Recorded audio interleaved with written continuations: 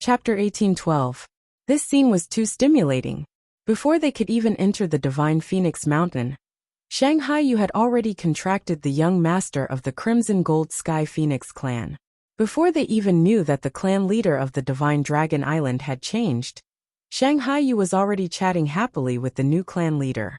What was even stranger was that these two clans could actually sit in the same room and chat so peacefully. Anyone with a discerning eye could see that they were giving face to Rong Xiu and Shanghai Yu. First Yi Zhao came, which was already unbearable. Now Mao Jin came too. This was simply too much. No backing. No background. Then what the F***ck is going on? Some people were already going crazy. I was just mocking Shanghai Yu. She must have heard everything. Regret. Really regret. Many people in the hall had ugly expressions on their faces. They were restless in their seats and wanted nothing more than to run away. This place, staying for even a second longer, was torture. Chu Luiyue calmly raised her wine cup, which was filled with the tea that Rong Xiu had just changed. Her thick and long eyelashes drooped slightly, hiding the surging waves in her eyes. Actually, how could there be so many rumors spreading? How could there be so many emotions being stirred up? It was simply because they themselves thought that way. These people from the aristocratic clans had been in their positions for a long time. All they could see was the small piece of land in front of them, and their views were often prejudiced. Just because she was born outside the Divine Ruins world, they looked down on her. No matter how outstanding she was, it still couldn't offset the obsession in the depths of their hearts. At this time, persuasion was useless. The most effective way was to give them a few slaps to wake them up. That's right. She indeed didn't have her own power in the Divine Ruins world. But this didn't mean that she was easy to bully. Whether it was the Yuntian Tower, Lingxiao College, or the two ancient Divine Beast clans, they would all become her backing. From today onwards, she would let these people understand that she was not someone who would be bullied and humiliated. The banquet continued. However, for many of the people present, they had already lost their appetite. He had come here today to watch a joke, but who knew that his face would be slapped swollen in the end? However, he had to endure this slap. Whether it was the Crimson Gold Heavenly Phoenix or the Great Phoenix Dragon, they were not people they could afford to offend. Thus, those who were happy became happier, and those who were depressed became even more depressed. Rong Xiu and Chu Luiyue didn't care about this. In any case, he had already achieved his goal. Nothing else mattered. If you truly came to congratulate them, they would welcome you with open arms. If you came here with other intentions, then you can't blame me.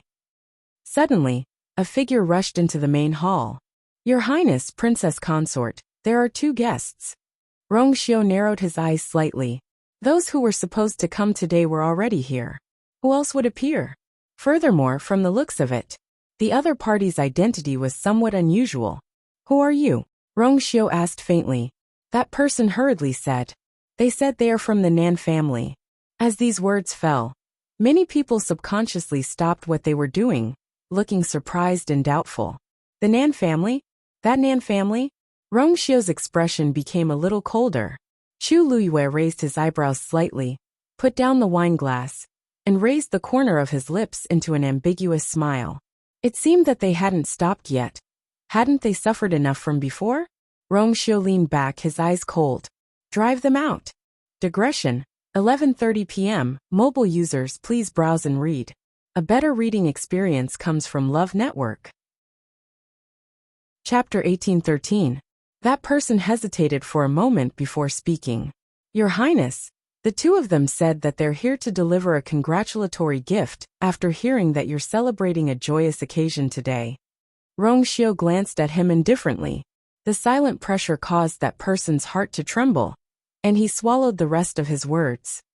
Yes. After saying those words, that person quickly left. Many people in the ethereal hall glanced at one another. The Nan clan. Why are they here? If I recall correctly, the Yuntian Tower doesn't have much interaction with them, right? Why are they here all of a sudden? However, it seems like the Yuntian Tower doesn't welcome them. The Nan clan has always been arrogant. So what's the meaning of this? And the Yuntian Tower doesn't seem to care about them at all. The Yuntian Tower has the crimson gold celestial phoenix and the great illusionary dragon as their backing now. Who else can possibly catch their eye? You're right. In the world of God, there were many sects and clans, and the various powers were entangled with one another. It was common for the weak to rely on the strong. Without a doubt, the two primordial divine beast clans were the two thickest thighs in the world. And now, they were being embraced by the Shangguanyu alone. What else was there to say? This small interlude was quickly forgotten by everyone. Outside the barrier of the Yuntian Tower, Luo Yan's face was cold. Nanyi stood behind him and shook his arm with an aggrieved expression. She really wanted to go in. Luo Yan turned around and patted her hand comfortingly. Then, he looked at the guard in charge of guarding the barrier. We're really here to congratulate you. The black-armored guard looked at Luo Yan coldly. His Highness' intentions are clear. The Yuntian Tower doesn't welcome you. Please leave quickly. If you continue to pester us, don't blame us for being impolite. Luo Yan's chest was burning with rage. He had never suffered such humiliation in all these years. Yet, he had been thwarted time and time again by the Rongxiu and the Shangguanyu. However, this was the other party's territory, and it wouldn't do them any good if a fight broke out. Luo Yan took a deep breath and pulled Nanyi away. Let's go. Nanyi wanted to struggle again, but when she looked up and saw Luo Yan's angry face, she knew that he was really angry. She didn't dare to do anything else, and could only follow him obediently. The two figures quickly disappeared. About an hour later, Luo Yan brought Nanyi to a mountain peak. The forest on the mountain was lush. The sun was shining brightly, casting mottled shadows in the forest. There seemed to be the sound of a stream flowing in his ears. Everything was calm and peaceful. However, Nanyi's mood wasn't soothed by this scenery. Along the way, she followed behind Luo Yan with her head lowered silently. Luo Yan only stopped when he reached a relatively flat area. As soon as he turned around, Nanyi looked up, and only then did he see the tears on her face. Luo Yan's heart instantly felt as if it had been pricked by something, and his voice softened a lot. I've already said that this method won't work. We've already made such a fuss with them before, so why would they still be in contact with us? Besides, today is their wedding day. If it were him, he would definitely make the same choice. Nanyi had always been very smart. He didn't know why she was so persistent this time. She knew that there was a wall in front of her, but she still wanted to hit it hard. Nanyi pursed her lips as tears kept falling. Ever since she couldn't speak, she didn't want to make any sound, including crying. It would only make her feel tormented and painful. Luo Yan patted her shoulder gently and sighed. I know you hate him, but you haven't recovered from your injuries yet. Even if you want to take revenge, you don't have the ability to do so, right? And for some reason, the family head is obviously very afraid of Rongxiu. If we act rashly, I'm afraid that the Nan family will also. Nanyi turned her head away. She didn't want to care about this. She only knew that her tongue had been cut off and she couldn't speak anymore. No one else could understand her pain, so how could they be in a position to comfort her? Seeing her like this, Luo Yan knew that it was useless to persuade her, so he didn't say anything. He had already brought her here according to her request, but he couldn't do anything more. She still needed to slowly digest this kind of thing herself. Nanyi suddenly walked towards the middle of the mountain. Luo Yan frowned and immediately followed. Where are you going? Nanyi didn't stop and just walked forward. Luo Yan wanted to stop her, but seeing that she still seemed to be angry, he knew that the only thing he could do now was to go along with her, so he could only follow her. The two of them walked forward in silence. About a quarter of an hour later, a black shadow suddenly flew past. A dangerous and cold aura was approaching rapidly. Luo Yan knew that something was wrong, and immediately pulled Nanyi back. Step back. But it was already too late. The black shadow approached quickly, and turned into a black fog that swallowed Nanyi. Luo Yan was shocked and immediately mobilized the force in his body to take action. However, at this moment, he was shocked to discover that his body seemed to be fixed by something, and he couldn't move. Then, the black fog quickly spread over and strangled Luo Yan's neck. It was like a venomous snake slowly crawling around his neck, cold and sinister. Luo Yin desperately mobilized the force in his body, but he was still helpless. One had to know that he was a venerable god expert, and ordinary cultivators were no match for him. Even if a venerable god of the same level fought against him, it was impossible for him to be crushed like this. Just as countless thoughts flashed through Luo Yan's mind, the black fog had already started to spread around him and swallow him bit by bit. Perhaps because he was much stronger than Nanyi, the speed at which the black fog swallowed him was obviously much slower. But this couldn't go on. If he couldn't think of a way to escape, he was afraid that, boom, a powerful force suddenly erupted from Luo Yan's body. The violent force spread out in all directions, causing the black fog to disperse. Luo Yan was finally able to catch his breath. He immediately turned around and fled without hesitation. He used the fastest speed in his life. However, the black fog wasn't slow either. Before he could run far, Luo Yan felt a strong force pulling his ankle. He looked down, and his heart skipped a beat. The black fog had already wrapped around him again. This time, the power contained in the black fog seemed to have become stronger, causing Luo Yan's speed to become slower and slower. A strong sense of fear struck him. Luo Yan suddenly turned around. The black fog was like a monster that opened its bloody mouth and swallowed him. A strange blood-colored totem suddenly flashed in front of his eyes. Then, Luo Yan's vision turned black and he lost consciousness. Mobile users, please browse for a better reading experience from Love Network. Chapter 1814. The figures of Nan Yi and Luo Yan both disappeared into the forest. As for the dense and strange black mist, it gradually dissipated and vanished without a trace after swallowing the two of them. The forest was quiet. A breeze blew, blowing the mottled shadows of the trees. The stream gurgled, and the ornaments jingled. Everything had returned to how it was in the beginning, as if nothing had happened. A black swamp spread out endlessly. There were grayish-white reeds swaying in the wind. At a glance, the world was boundless. Nan Yifan stood at the edge of the swamp. If he walked any further, he would step into this dark and terrifying swamp. A cold and gloomy aura came from all directions, including him. There was also a faint smell of blood mixed with the smell of something rotten, which was nauseating. Nan Yifan frowned, suppressing the churning between his chest and abdomen. If it weren't for Yuxing, he wouldn't have come to this place. But now, there was no other way.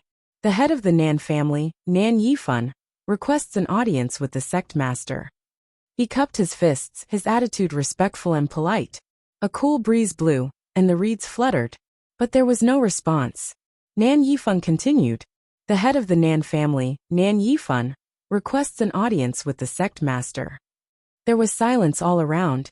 Nan Yifan hesitated for a moment, then lifted his clothes and knelt on the ground. The head of the Nan family, Nan Yifan, requests an audience with the sect master. In this empty world that seemed to have been abandoned by the world, Nan Yifan's voice sounded particularly lonely and helpless. But he seemed to have expected this situation. He just gritted his teeth and begged again and again. From day to night, from night to day, he knelt at the edge of the swamp and begged for a day and a night. When his voice became hoarse, and he was almost unable to speak, the reeds in front of him finally began to sway violently. Pieces of white floss flew up and fell into the black swamp, and were quickly swallowed by the surging mud. Vaguely, white bones could be seen. Nan Yifan pretended not to see it. He just raised his head and stared straight ahead with bloodshot eyes. The surroundings seemed to have become quieter. Nan Yifan's heart seemed to be tightly gripped by something, and the blood in his body seemed to have stopped flowing at this moment. His throat was burning with pain, his body was stiff, and his mind was blank. But at this moment he couldn't care less about that. Finally, a low and hoarse voice sounded. Nan Yifan? What are you doing here? Nan Yifan's pupils shrank. Even though the other party did not reveal himself, just hearing this voice was enough to make him excited. He said at once, "Sect leader, please save my son's life." That voice seemed to laugh. Nan Yuxing's Yuan meridian has been severed and he is now a cripple. Even if he forcefully recovers his Yuan meridian, he will only be able to recover 30% of his original talent. You don't have to spend so much effort. Nan Yifan instantly felt like he had fallen into an ice cave. How? How can it only recover 30%? Lord Sect Leader's divine abilities. If it was an ordinary person, it wouldn't be a problem. But the key point is, the one who did it this time was Rong Xiao. Heh. He wanted your son to suffer a fate worse than death. So he used some special means. Even if it was me, it would take a lot of effort to completely deal with him. Nan Yifan's eyes lit up as if he had grasped onto the last straw. Lord Sect Leader still has a way. But before he could continue, the other party continued. But why don't you think about it? Nan Yuxing is worthy of me using my full strength. Nan Yifan's heart turned cold. Using my full strength, not to mention Nan Yuxing, even he was not worthy. But if that was the case, wouldn't Nan Yuxing be finished? Nan Yuxing was bent on seeking death. Even if he recovered 30% of his talent, he would not be able to accept it. How could a prideful person like him accept becoming a cripple? He could not even accept becoming an ordinary person. These two situations were equally painful for people like him. So, it still doesn't work. Nan Yifan's expression was dejected and defeated. He had already abandoned all his dignity and pride to come here and ask for help.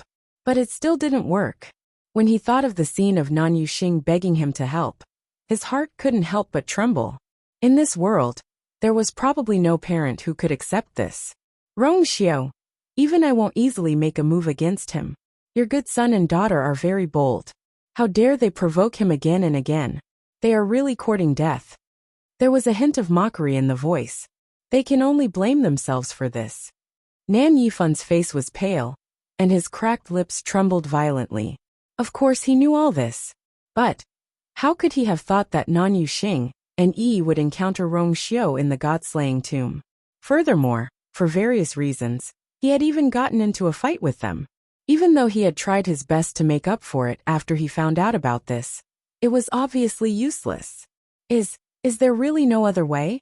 Nan Yifan murmured in despair. Actually, it's not that there is no other way.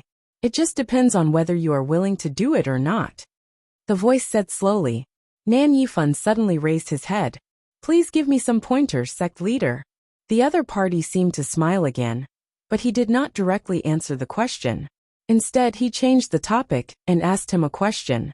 If I remember correctly, your daughter's talent seems to be pretty good?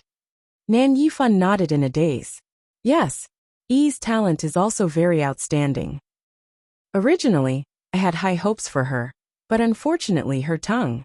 Suddenly, he seemed to have realized something and his eyes widened. Wait, Sect Leader, could it be? This time, the other party's laughter sounded very happy. You are very smart. They are related by blood, which is much more convenient. If your daughter's talent is transferred to your son will naturally recover. However, your daughter will become a complete cripple in the future. It's all up to you to decide. You can think about it carefully. These few words were as light as a feather, but they pressed on Nan Yifan's chest like a heavy stone. One was Yuxing, and the other was Yi. Both were his flesh and blood. How could he choose? Nan Yifan knelt there with his hands on the ground. Because of the force, his fingers were pale. I don't have much patience. The voice urged lazily. Finally, Nan Yifan closed his eyes. Change. Yi, I have let you down. But your big brother really can't be crippled like this. Nan Yifan's heart was in pain, and he was almost numb. The voice suddenly laughed. Forget it, you don't have to do this here. You have invested more energy and hope in Nan Yuxing.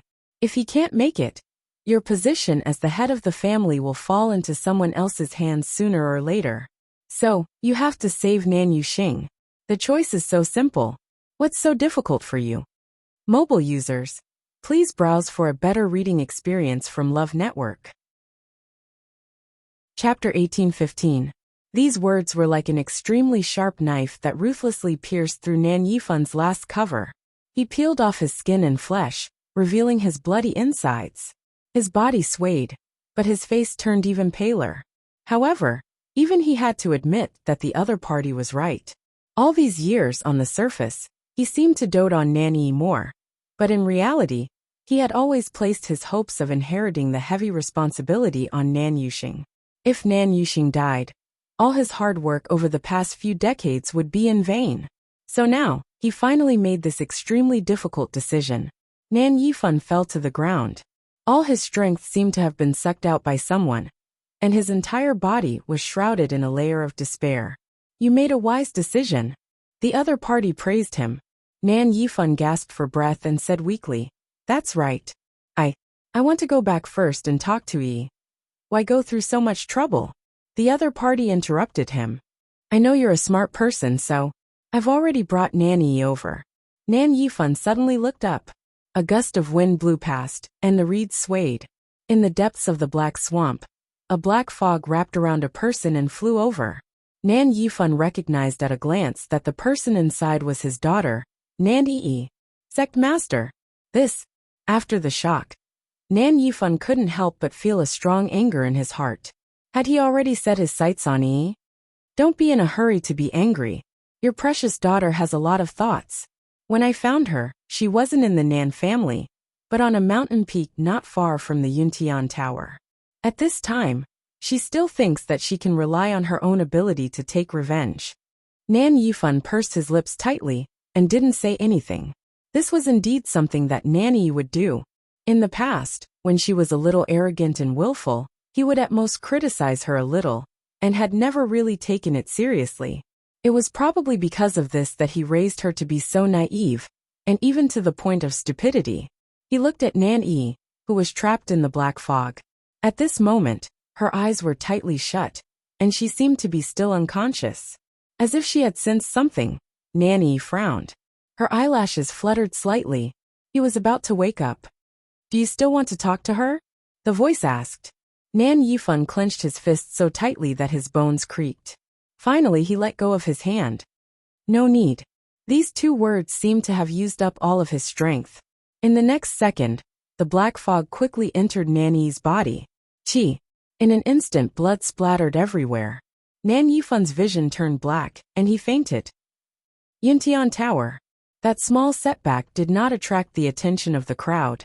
The appearance of Yi Zhao and Mao Zhen caused a huge change in the atmosphere in the ethereal hall.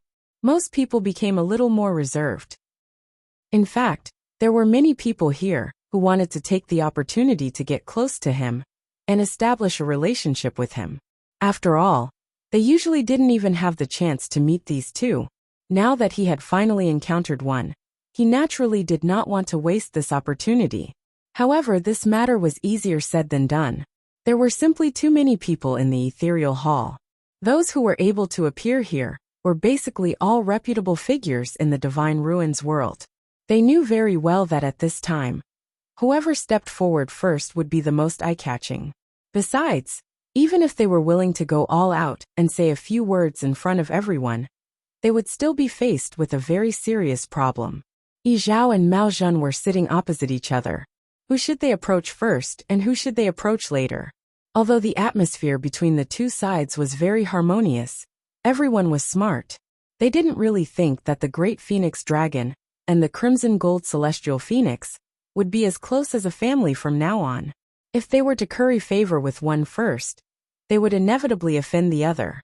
Both sides were evenly matched, and they could not afford to offend either of them. As such, everyone fell into a dilemma. In the end, no one moved. Many people looked at Chu Luiyue enviously. They wondered what kind of method she used to establish a good relationship with these two factions at the same time. In a slightly remote corner of the hall, Sun Yi and the others were sitting together. They were also invited to this banquet. Originally, Chu Luiyue had planned to arrange for them to sit at the front. After all, there were not many people on her side, and Sun Yi and the others had been with her for many years, and had gone through life and death with her. In her heart, the 13U tribe was no less important than her family. No, it should be said that she had long regarded them as her family. She wanted to give them the best. However, this suggestion was rejected by Sun Yi.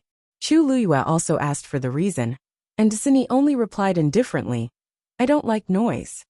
Chu Luiyue understood their personalities, and knew that they did not like to be too eye-catching. If they stayed at the back, they would probably be more comfortable. After thinking for a moment, she agreed. "Sai, when will my dishes be ready?" Shifang stared at the various delicacies in front of him, but he had no appetite at all. He had a bitter look on his face.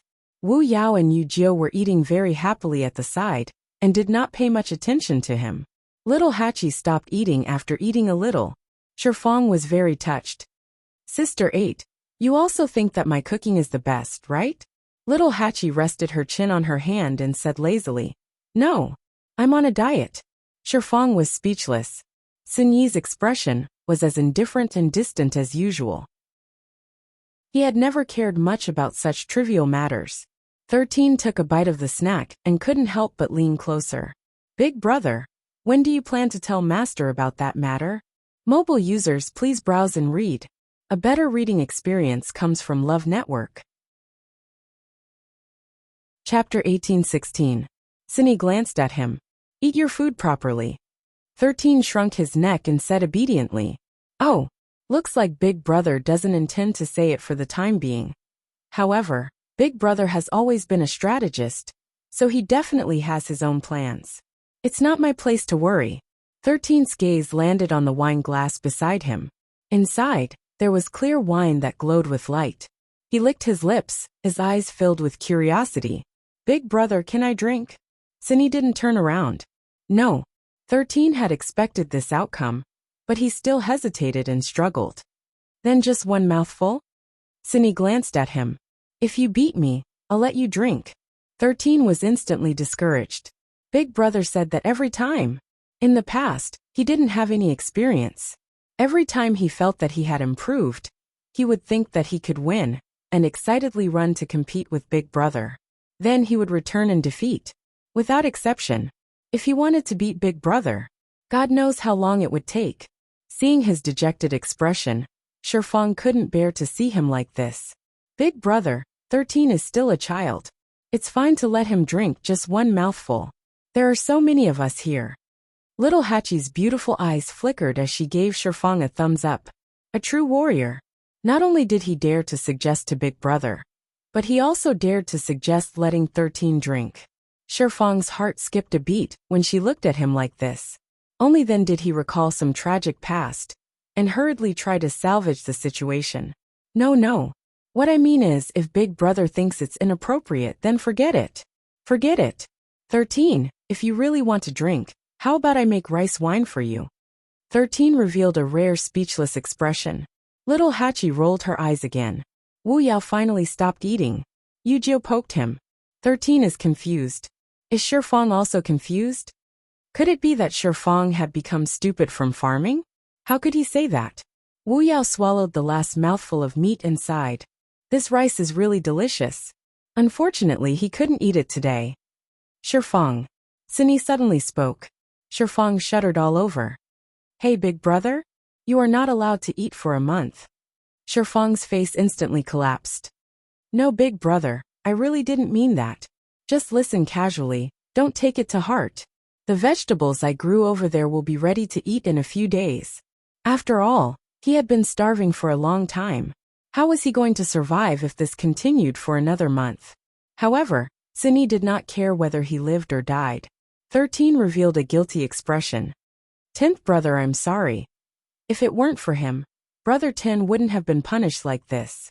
For a moment, 13 felt wronged and guilty. He just wanted to give it a try. Master doesn't like you drinking. Cindy suddenly said calmly.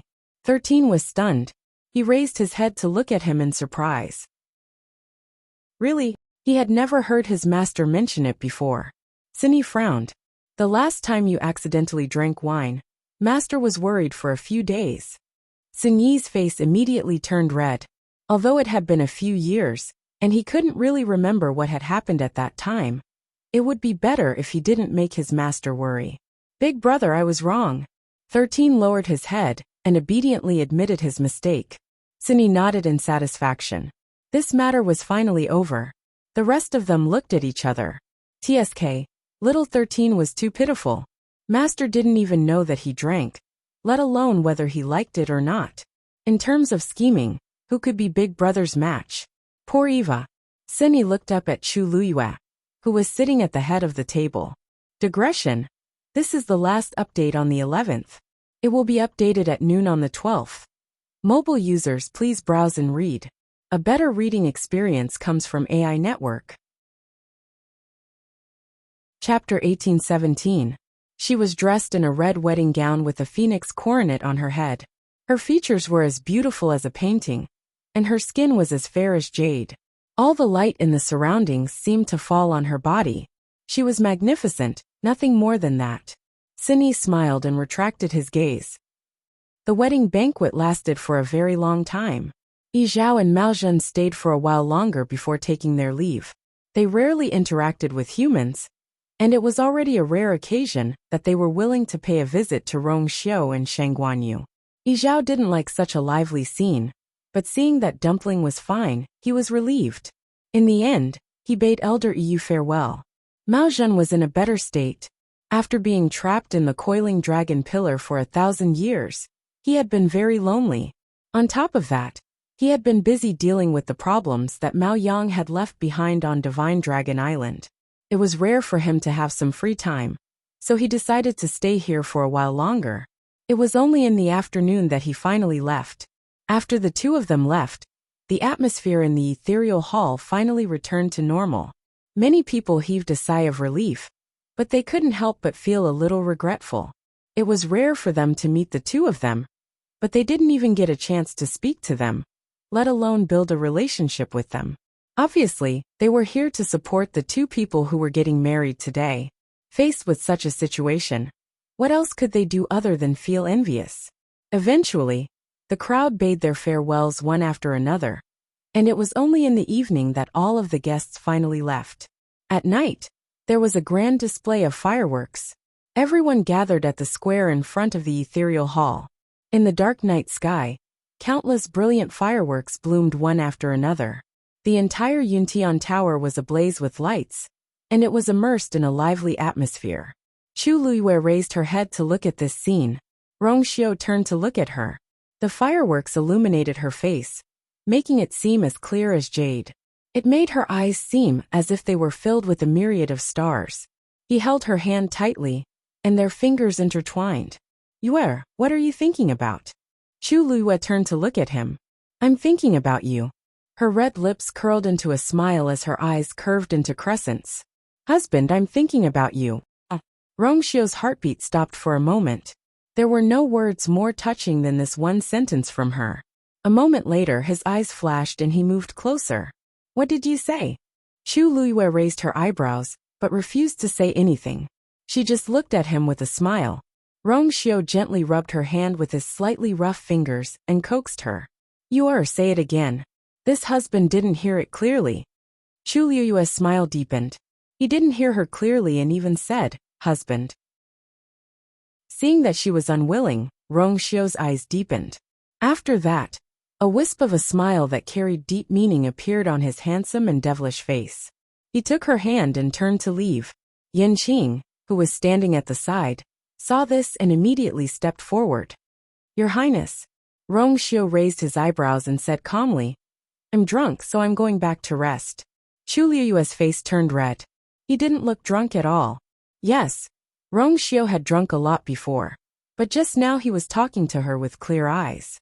In the blink of an eye, he said that he was drunk. Who would believe that? Yan Qing wanted to ask more, but Umo pulled him from behind. He looked back and saw Umo frantically winking at him. What are you doing? Can't you tell? Yan Qing immediately came back to his senses.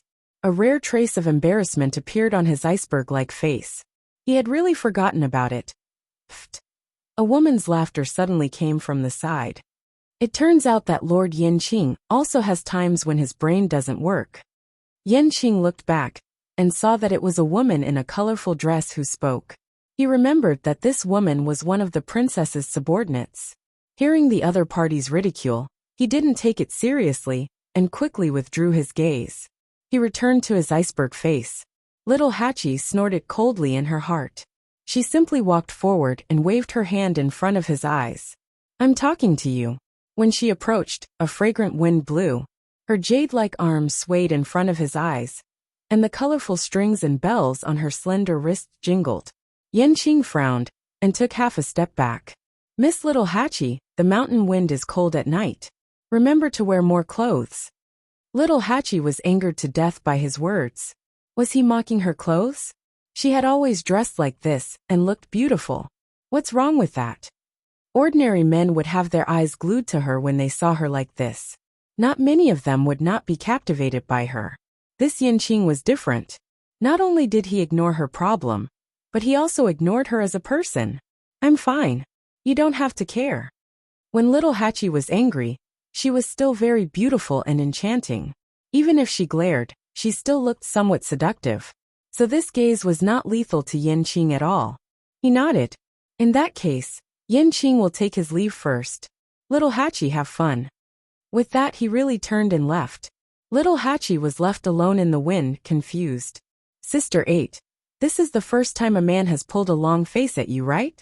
Shifeng came over and glanced at Yanqing from afar with eyes full of admiration. As expected of His Highness the Holy Sun's confidant. You're clear-minded and have strong self-control. Sigh, Sister 8, bang. Lil 8 elbowed Shifeng's face with the back of his hand. Shifeng let out a muffled groan, almost dying here. No one will treat you as a mute if you don't speak. Little Hachi said this and floated away like a colorful cloud. Shifeng's eyes were sore and his nose hurt. He was hit until tears welled up in his eyes. Sister 8. He was just saying that casually. Yu Jiu patted his shoulder sympathetically. Shifeng, you should go back and farm. Eat more and talk less. Oh right, I forgot that you can't eat for a month. TSK. How pitiful. Sini walked over slowly. His green robe fluttered in the wind. Go back and cultivate when you're done playing. Yes. Rong Xiu brought Chu Luwa back to the sacrificial god temple. The mountain wind blew on his face, and it took a lot of effort to blow away some of the heat. However, Chu Lua's heart was still beating rapidly. Fortunately, not long after the fireworks started, Taizu and the others went back. Otherwise, this scene, Rong Xiu. The sacrificial god temple was also decorated luxuriously because of the wedding. Glass palace lanterns hung from the ceiling, and a faint glow shone down, reflecting a brilliant light. Greetings, Your Highness. Princess.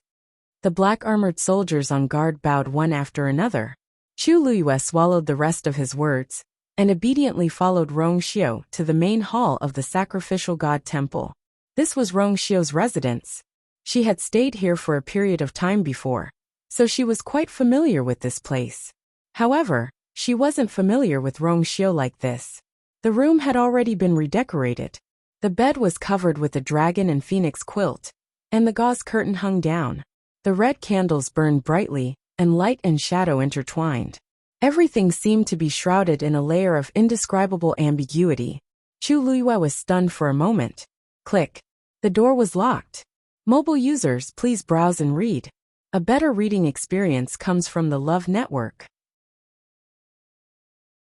Chapter 1818. Chu Luyue's heart suddenly jumped along with the candlelight.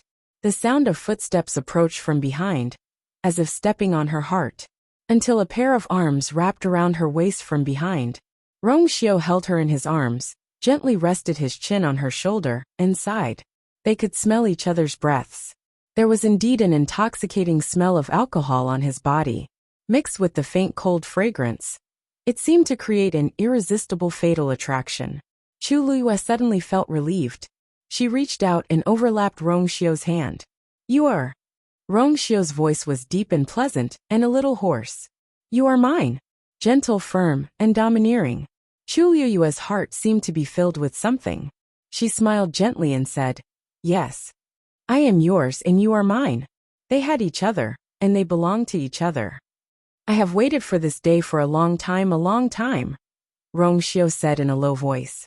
He spoke very slowly, as if he was really drunk, but also as if he was thinking about something, filled with longing for something from a long time ago. Chu Luyue's heart suddenly softened. You are, say it again. Rong Xiu was almost whispering in her ear. Therefore, every syllable, every breath, fell clearly into her ears and her heart. His hot breath fell on her ears and neck, and it was slightly itchy. She couldn't help but laugh and shrink her neck. Husband. Anyway, from now on, there will be plenty of opportunities to say it. You.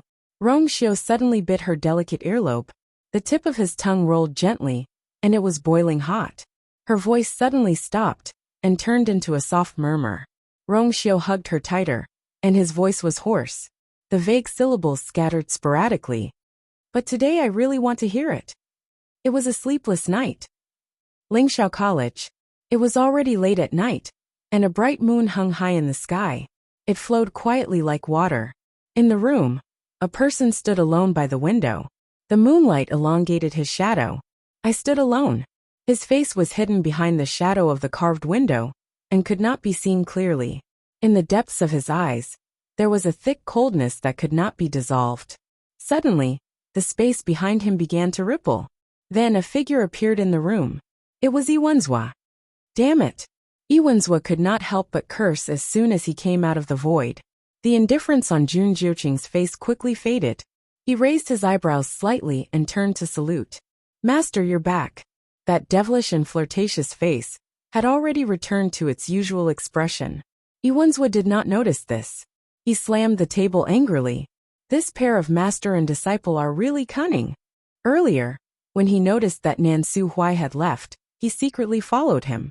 But not long after, Nan Suhuai seemed to have noticed his presence and used some tricks to shake him off. After that, he searched for a long time, but could not find Nan Suhuai. In the end, he heard that Rong Xiu and Sheng Guanyu were getting married. As the master, Nan Suhuai personally went to congratulate them. What was more hateful was that the clan leaders of the Crimson Gold Celestial Phoenix and Great Phoenix Dragon were also there. From now on, the entire Divine Ruins world would know that they had these two great backers. It would be even more difficult to deal with them. That Sheng Guanyu, I don't know what tricks she used. Not only did she make Yi Zhao agree to continue the contract with the Crimson Gold Celestial Phoenix, but she also made Yi Zhao choose her as the young master. Iwenzwa knew very well that the Crimson Gold Celestial Phoenix had broken through from the Crimson Tail Phoenix, so the position of young master must have been added later. What were Yi Zhao and the elders of the Crimson Gold Celestial Phoenix clan thinking? Why would they choose a Crimson Gold Celestial Phoenix, who had already contracted with a human, to be the young master of their clan? Jun Jiuqing said indifferently, her luck has always been good. Iwenzwa still could not accept this. With this relationship between Sheng Guanyu and Yi Zhao, it would be even more difficult for them to do anything in the future. Do you know that Nan Suhuai personally gave out 2 green jade tokens at their wedding? He even said that she's his only disciple. Iwenzwa gritted his teeth. He's obviously passing the position of dean to her. Jun Jiuqing was silent for a moment. In fact, they should have realized this earlier. Back then, Nan Suhuai did not hide his admiration and adoration for Chu Luiyue. Now that she had returned, her talent and strength were even greater than before. Naturally, Nan Suhuai valued her even more. Not to mention, she now had several backers. Not to mention Iwenzwa. Even the major families and clans of the Yuntian Tower would not dare to do anything to her in the future. The room fell into silence. Iwenzwa took a few deep breaths and tried to calm himself down. Then, he suddenly thought of something and looked up at Jun Jiuqing. There was a hint of curiosity in his eyes. You know that they're getting married today, right? Jun Jiuqing nodded and seemed to chuckle. The Yuntian Tower sent out invitations.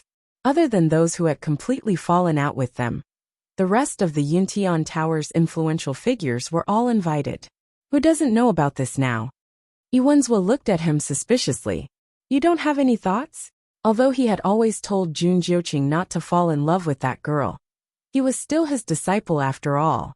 He could guess what was on his mind. Jun Jiuqing raised an eyebrow. This disciple does not dare to forget master's teachings. Besides, since they're already married, there's nothing to say. Iwenzwa stared at him for a long time before nodding in relief. It's good that you can think like that. There are many women in the world. Jiuqing, as long as you can get to the top, what kind of woman can't you want? Jun Jiuqing smiled and lowered his eyes, hiding the emotions in his eyes. Iwenzwa asked again. I see that your aura seems to have strengthened a lot. Did you break through again? Jun Jiuqing nodded. Iwenzwa knocked on the table. That's good. Anyway, there's no need to continue staying in the academy. We'll go back tomorrow. What belongs to you? You still have to take it back. A dark light flashed in Jun Jiuqing's eyes as he responded. Yes. Sacrificial god temple. It was still morning. White mountain mist surged back and forth, making the entire sacrificial god temple seem like an illusion. Among them, a strong and agile huge white figure jumped a few times and headed toward the sacrificial god temple. It was Shueshue. It went to the window as usual, but found that the window was locked, and there was a layer of enchantment. It couldn't enter at all. Shueshue's face instantly collapsed, and it could only lie down under the window. It clenched its claws in boredom while waiting for the person inside to come out. In the room, under the red brocade quilt, 3,000 strands of black hair were spread out messily. Chu Luiyue opened her eyes in a daze. Who? Her voice was very hoarse, and because she was still sleepy, it was especially soft. Rongxiu kissed her forehead and coaxed in a low voice. No one. You didn't sleep well last night, so you should make up for it first. Mobile users, please browse and read. A better reading experience comes from the Love Network. Chapter 18-19. Chu Luiyue wanted to beat up the culprit, but her body was sore and weak. She mumbled a few words and quickly fell asleep again. After coaxing her to sleep, Rongxiu got up. He was casually wearing a snow-white inner shirt. It was loose and revealed a large portion of his marble-like chest. He clearly hadn't slept the whole night, but he was very energetic. There was even a hint of exuberance in his noble eyes. Clearly, the saint was in a good mood. He took a step and quickly walked to the window. Sensing his arrival, Shueshue immediately got up happily. Was he going to open the door? Was he going to let it in? Rongxiu's cold voice sounded. Looks like you're very free. Then make a trip to the Red Moon Desert. Shueshue immediately felt as if it was struck by lightning. Red Moon Desert. Go again? No. It pounced on the wall and let out a low roar, hoping to awaken its master's last bit of conscience. Finally, Rongxiu's voice sounded again. Double. Roar. Shueshue widened its eyes in horror, then turned and ran. No double, no double. I'll go right now, okay? Shueshue, who was in a panic, drew a white line in the air, and then quickly disappeared. In the distance, Yuemo poked Yinqing. TSK. Did you see that? If you had followed them yesterday, you would have ended up like them. Yinqing's expression didn't change. Yes. When Chu Luiyue woke up again, it was already noon. Just as she moved, Rongxiu walked over. You're up? Chu Luiyue nodded and stretched out her hand from under the blanket. Her jade-like slender arms were especially eye-catching under the red brocade quilt. Rongxiu's eyes darkened, but he restrained himself and took a new set of clothes from the side. He bent down slightly, carefully and gently picked her up from the bed, and helped her put on her clothes. Even though her black hair hung down and covered most of her skin, a few red marks could still be faintly seen. Chu Luiyue's face was slightly red. She wanted to wear it herself, but she was half-hugged in someone's arms. She was sleepy and tired, so after struggling for a while she gave up. She let him serve her from head to toe. After putting on her clothes, Rongxiu poured another cup of tea and brought it to her mouth. Moisten my throat. Yesterday was really tiring for her. Chu Luiyue was half leaning against the headboard. Hearing this, her eyebrows twitched and she couldn't help but look up at him. These words. Why did it feel so wrong? After taking a closer look, she began to feel indignant. Why was Rongxiu so energetic when she was tormented half to death? Open your mouth. Rongxiu seemed to know what she was thinking. He raised his eyebrows and pushed the teacup forward. White steam rose in spirals, enshrouding his noble and unparalleled eyes. Chu Luiyue was really thirsty, so she took his hand and took small sips. The temperature of the tea was just right. It was warm and moistened her throat. Chu Luiyue instantly felt much better. Good girl. Rongxiu put the teacup back and asked, Do you still want to sleep? Chu Luiyue shook her head. She glanced outside. You've already slept until now. It was rare for her to feel embarrassed. Rongxiu smiled and comforted her. Don't worry. There's no one in Yintian Tower who needs you to bow to early in the morning. From now on, you're the princess consort, and naturally the most honorable. Logically speaking, after the wedding, they were supposed to visit the clan leader together. However, The clan leader had been in a coma and hadn't woken up yet, so this process was naturally skipped. Chu Luiyue then felt more at ease. Rongxiu looked at her and couldn't help but kiss her lips. However, his movements were very restrained. He only skimmed the surface of the water and didn't go any further. "Do you want to go out for a walk?" Hearing his suggestion, Chu Luiyue was surprised for a moment. However, on second thought, she didn't seem to have taken a closer look at the Yuntian Tower before. Most of the time, she stayed at Duming Peak. She nodded. "Okay." Changyi Mountain. Sini was reading. Wu Yao was still practicing boxing. Little Hachi was thinking about how to teach Yin Qing a lesson. Yu Jie was still practicing his sword. Shifang was watering the vegetable garden. 13 ran away early in the morning and was nowhere to be seen. Crack. A crisp cracking sound was heard. Yu Jie looked at the wooden sword in his hand gloomily. This was already the second sword he had used in the past month. He looked at Sini. "Big brother, can I change to another sword? This wooden sword is too boring." Sini didn't even raise his head. "No." As he spoke, he waved his sleeve and something flew out. Chi. Yu Jie hurriedly caught it. Only then did he realize that it was another wooden sword. However, this wooden sword seemed to be tougher than the previous one. Yu Jie looked at it for a while and finally couldn't help but ask, "Big brother, how many wooden swords did you prepare?" Sini flipped a page. "It's enough for you." Fine. There was no end to this. Yu Jie resigned himself to fate and started again. Little Hachi suddenly stood up and hurriedly walked out. Shifang looked up and asked, "Sister 8, where are you going?" Little Hachi glanced at him. Shifang immediately felt a faint pain in his nose and hurriedly said, "Farewell, Sister 8. I wish Sister 8 a triumphant return." Little Hachi curled her lips into a smile and walked away seductively. After Wu Yao finished practicing, he wiped the sweat off his face. "Big brother, about what 13 asked yesterday. Have you already made a decision?" Sini looked up. Wu Yao coughed. "What I mean is, it doesn't seem good to delay any longer." Sini nodded and put away the book. "I'll go look for Master. You guys stay here." After saying that, he lifted his foot and walked outside. Digression. I think. I have a cold. I'll continue to update at 6 p.m. and 11:30 p.m. If I say I'll update more than 10 times, I'll definitely update more than 10 times. As for the bridal chamber, cough cough. After a few days of extra chapters, I'll take a break and study it again. A better reading experience comes from the Love Network. Chapter 1820. The Yuntian Tower was much larger than Chu Luiyue had expected. In addition to the main island where Upsetting Peak was located, there were many small islands scattered around, forming a circle of stars around the moon. All the important figures in the Yuntian Tower lived on the main island, while the weaker ones lived on the small islands. At the same time, these small islands were also the key to connecting the 28 divisions of the Yuntian Tower. The members of the 28 divisions often had to reach the small islands before they could enter the main island.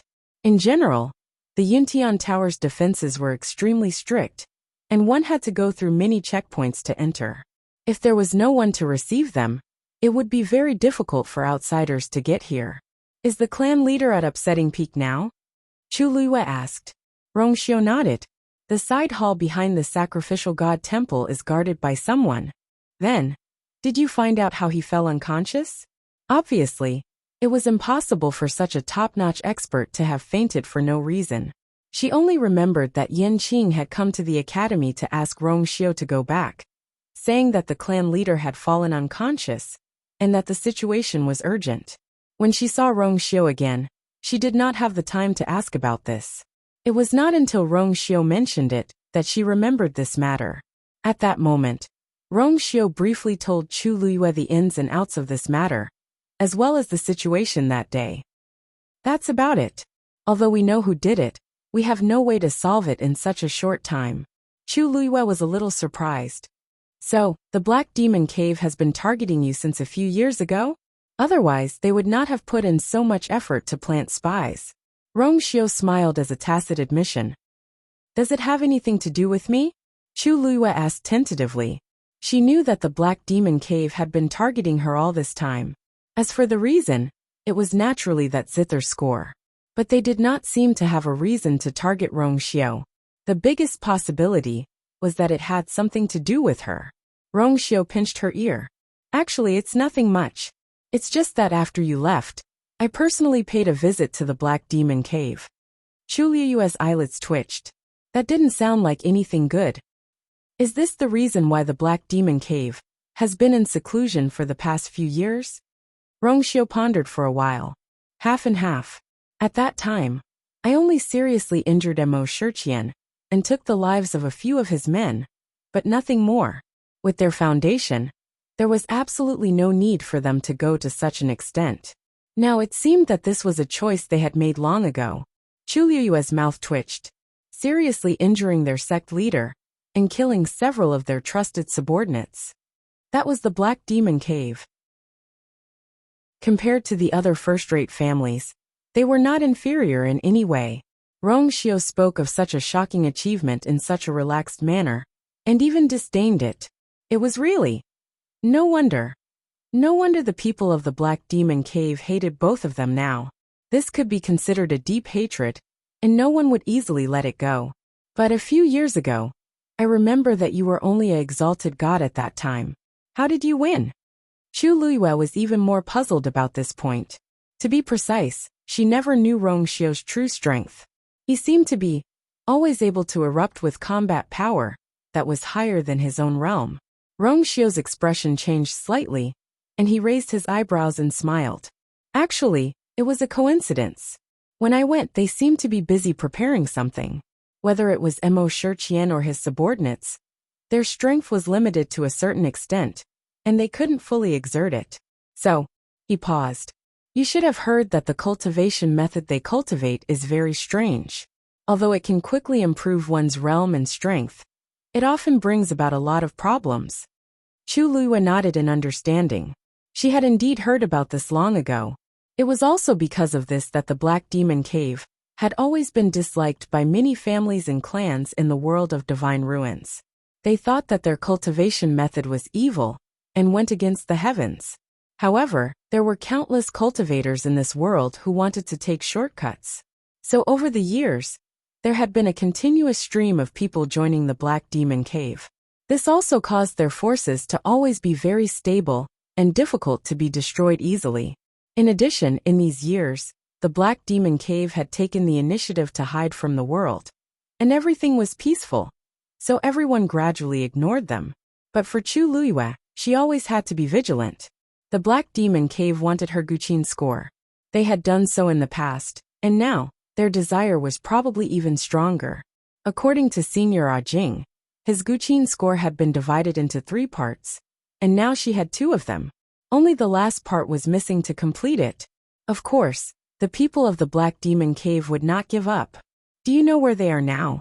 Chu Liyue asked. For some reason, she felt that Rongxiu should know something. I can only roughly determine their location. As for their specific location, I really don't know. Rongxiu spread his hands and smiled frankly. However, there is one person who is close to them. If he can personally go, it won't be difficult to find them. Who? Chu Liyue was rather curious. Rongxiu looked at her steadily. Senior Diwu. Senior Diwu was of course Diwu Zhangzi. Chu Liyue was very surprised. She had thought of many possibilities, but this was the only one she had not expected. How could it be? Senior Diwu and the others have been trapped in the Red Moon Desert. Other than Debao, he and Senior Lan Shao can't even leave the Great Desolate Swamp. How could? And the reason why Debao could leave was because he had reconstructed his divine body. Rongxiu paused for a moment and said, Senior Diwu is indeed related to the Black Demon Cave. Chu Liyue was stunned for a while. She had indeed never heard them mention this before. Master. At this moment a familiar voice sounded. Chu Liyue turned around. Sini, why are you here? Sini cupped his hands and bowed to the 2 of them. Then he said, This subordinate has something to report to you. Chu Liyue was a little puzzled. At this time, what did Sini want to say to her? If it was something important, he would have said it earlier. If it wasn't important, he wouldn't have come to report it at all. Rongxiu smiled. Then you guys chat first. I'll go see the chief. He had always been absolutely respectful to Chu Luyue. Sini was her subordinate. Even if they were in the Yuntian Tower, he would not interfere with her matters. Chu Luyue's heart warmed as she nodded. Rongxiu moved and quickly left. Only Chu Luyue and Sini were left here. Chu Luyue went straight to the point. Sini, what happened? Sini's expression was calm as an extremely faint light flashed across his narrow and indifferent eyes. Master, Sanson sent a message back some time ago, saying that he wants to invite you back to Peach Blossom Cove. Mobile users, please browse and read. A better reading experience comes from Love Network. Chapter 1821. The Peach Blossom Cove was the place where Chu Luyue had first met Rongxiu. It was an extremely special place. Even though it was part of the Divine Ruins world, the power of the Gate Realm was weak, and the space was unstable. It would be destroyed by the spatial turbulence from time to time, and if one was not careful, they would lose their lives. It was extremely dangerous. Hence, there was no aristocratic family guarding that place. After all, it was more important to protect one's own life first. If one had to face the danger of death at all times, and could not obtain any benefits, what was the point of going there? The Peach Blossom Cove was such a place. There were no heavenly treasures or earthly treasures there, nor were there any exceptional opportunities. There were only undulating mountain ranges and large patches of peach blossom forests. For some reason, the peach blossoms in the Peach Blossom Cove did not bloom or wither according to the season. Furthermore, they bloomed for a long time and sometimes they would bloom for several years. Because of this, the world gave it a beautiful name, Peach Blossom Cove. However, the Peach Blossom Cove was not deserted. On the contrary, there were always many people there. This was because many people who came from outside the Divine Ruins world would choose to go to the Peach Blossom Cove when they had no other way to pass through the Gate Realm. Compared to other places, the Peach Blossom Cove had almost no barriers and was very easy to enter. Of course, if one made this decision, it did not mean that cultivators would be able to enter the Divine Ruins world smoothly. The Peach Blossom Cove was filled with danger. Of those who entered the Peach Blossom Cove, there was only a 1% chance of successfully walking out and officially becoming a person of the Divine Ruins world. However, even so, there were still waves of people who tried to enter. Furthermore, to the people of the Divine Ruins world, the Peach Blossom Cove was an absolute zone that no one was in charge of. It was very suitable for those who had nowhere else to go. There was abundant heaven and earth energy there, and logically speaking, it was very suitable for cultivation. However, because the space was unstable, and no one was able to find a solution to this problem, the Peach Blossom Cove was gradually abandoned. In the Divine Ruins world, all the aristocratic families and clans that were able to develop needed a stable and powerful place to cultivate. The Peach Blossom Cove obviously did not meet this requirement. In short, the Peach Blossom Cove was very chaotic and dangerous. It was definitely a place where crooks mixed in with the honest folk. After Chu Luyue and Rongxiu left that place, they had never returned. Why did Sanson go there? Chu Luyue was extremely shocked. Why didn't you mention this before? Sini chuckled. This is his own choice. I advised him once. But you also know his temperament. For the past few years, he had spent most of his time in Peach Blossom Cove. From time to time, he would send letters back. Generally speaking, he lived a good life, so I let him be. I didn't mention it to you before, because it happened to be your wedding. I thought it would be the same if I told you after your wedding. Besides, this matter is actually not that important. As for the specifics, you'll know when you read the letter. He took out a letter from his bosom and handed it over. It was a very thick letter. Chu Luyue took the letter, opened it, and shook out several pieces of paper. At a cursory glance, it was filled with small, densely packed words. Chu Luyue had a headache when he saw this. He couldn't help but say, "It's been so many years. Why hasn't he changed his nagging habit?" She had a unique way of communicating with the 13U clan, and with each other. Generally speaking, he didn't write letters. Even if he really wanted to write, a few sentences would be enough. Only Sanson liked to write letters. He would write about everything big and small. His letters were never less than 5 pieces of paper. Sunny smiled. He's always been like this. You know that. Chu Luyue tidied up the letter and read it carefully. This was indeed Sanson's handwriting. As she read on, Chu Luyue's expression changed, and she gradually became serious and serious. When she saw the last piece of paper, she finally gasped. This? What did Sanson do in Peach Blossom Cove? Sunny raised his chin and smiled. Master, you personally taught Sanson how to calculate accounts. Can't you tell what he's doing? Of course, Chu Luyue could tell. The first half of the letter was very normal. It explained what he had eaten and drunk in the past month, how he missed Master, and the 13U clan very much, etc. But towards the end, it was a string of numbers. Chu Luyue read it a second time in disbelief, only to discover that it was an account book. Sanson had actually opened a shop in Peach Blossom Cove, and this letter recorded the income and profits of the shop. Looking at the last part of the profit and the shocking numbers, Chu Luyue's mind went blank for a moment. Did he open a shop or rob someone? Chu Luyue could be considered a rich person now. She first received a lot of money from her ancestors, and then Rongxiu sent her a universe ring. Her current net worth was considered pretty good in the entire Divine Ruins world. To be able to make her so shocked, it could be seen how terrifying the numbers on the letter were. The most infuriating thing was that Sanson seemed to know that Sun Yi and the others would be coming to Yuntian Tower soon to attend her wedding ceremony. He also knew that Sun Yi would show her this letter, so he specially wrote a paragraph for her at the end. The general meaning was that Peach Blossom Cove was too far away from Yuntian Tower, and he really couldn't get there in such a short period of time. In addition, the shop's business hasn't been very good recently, and he didn't earn much this month. He felt very guilty and planned to work harder during this period of time to make more profits. Finally, he invited her to go over and inspect it to show his determination to work hard. Looking at the last few sentences, Chu Luyue's eyelids twitched violently. This was still considered little. This was still considered as business not doing very well. What had Sanson experienced in the past few years in Peach Blossom Cove? Sanson said that since you've already decided to stay in the Divine Ruins world, you should buy some properties. He has already picked a few places and asked you to choose. Of course, if you fancy anything else, it's up to you. Sunny lowered his head slightly with a respectful attitude. Chu Luyue held her forehead and did not speak for a long time. She had to slow down.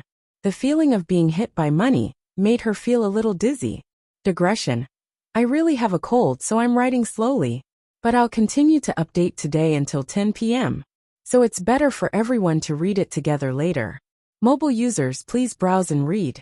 A better reading experience comes from the Love Network. Chapter 1822. Sanson's talent as a martial artist was very good, but he didn't care much about cultivation. Even if he had a whip behind him, he wasn't willing to sit there and cultivate. He liked doing business. To be precise, he liked to earn money and save money. When the other members of the 13U were cultivating, he was the only one holding an abacus and strolling around the streets and alleys of the Imperial capital. At first, Chu Luyue wanted to save him and pull him back on the right path. But later on, she saw that it was useless, so she gave up. Moreover, she had handed over many of her businesses to Sanson to manage. But that was a few years ago in Tianling. Sanson was shrewd and had his own philosophy of life. No matter who he was with, he could become friends with them. Therefore, when the 13U scattered and went into exile, Chu Luyue was very worried about the others, but she was very assured about Sanson. Even if he was in a desperate situation, he would always have a way to turn the situation around. It was also because of this that Chu Luyue didn't ask about Sanson's situation in detail, after settling down a little. In the end, she didn't expect that Sanson would give her such a big surprise. Looking at the letter in her hand, Chu Luyue fell into deep thought. She knew very well what Sun Yi and the others were thinking.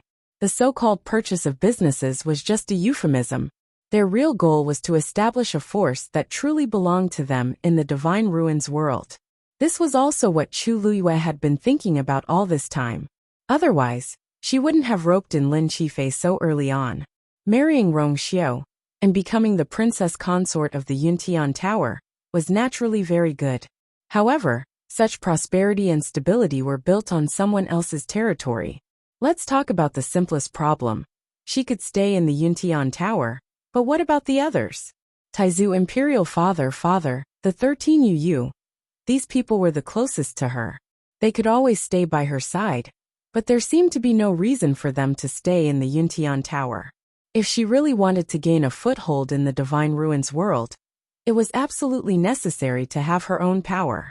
She could still clearly remember the conversation she had overheard at the foot of Du Ming Peak. Actually, those people weren't the only ones who thought this way. After the wedding, those discussions disappeared. However, that was because she had Rong Xiu, her master, and more importantly, Yi Zhao and Mao Zhen to support her.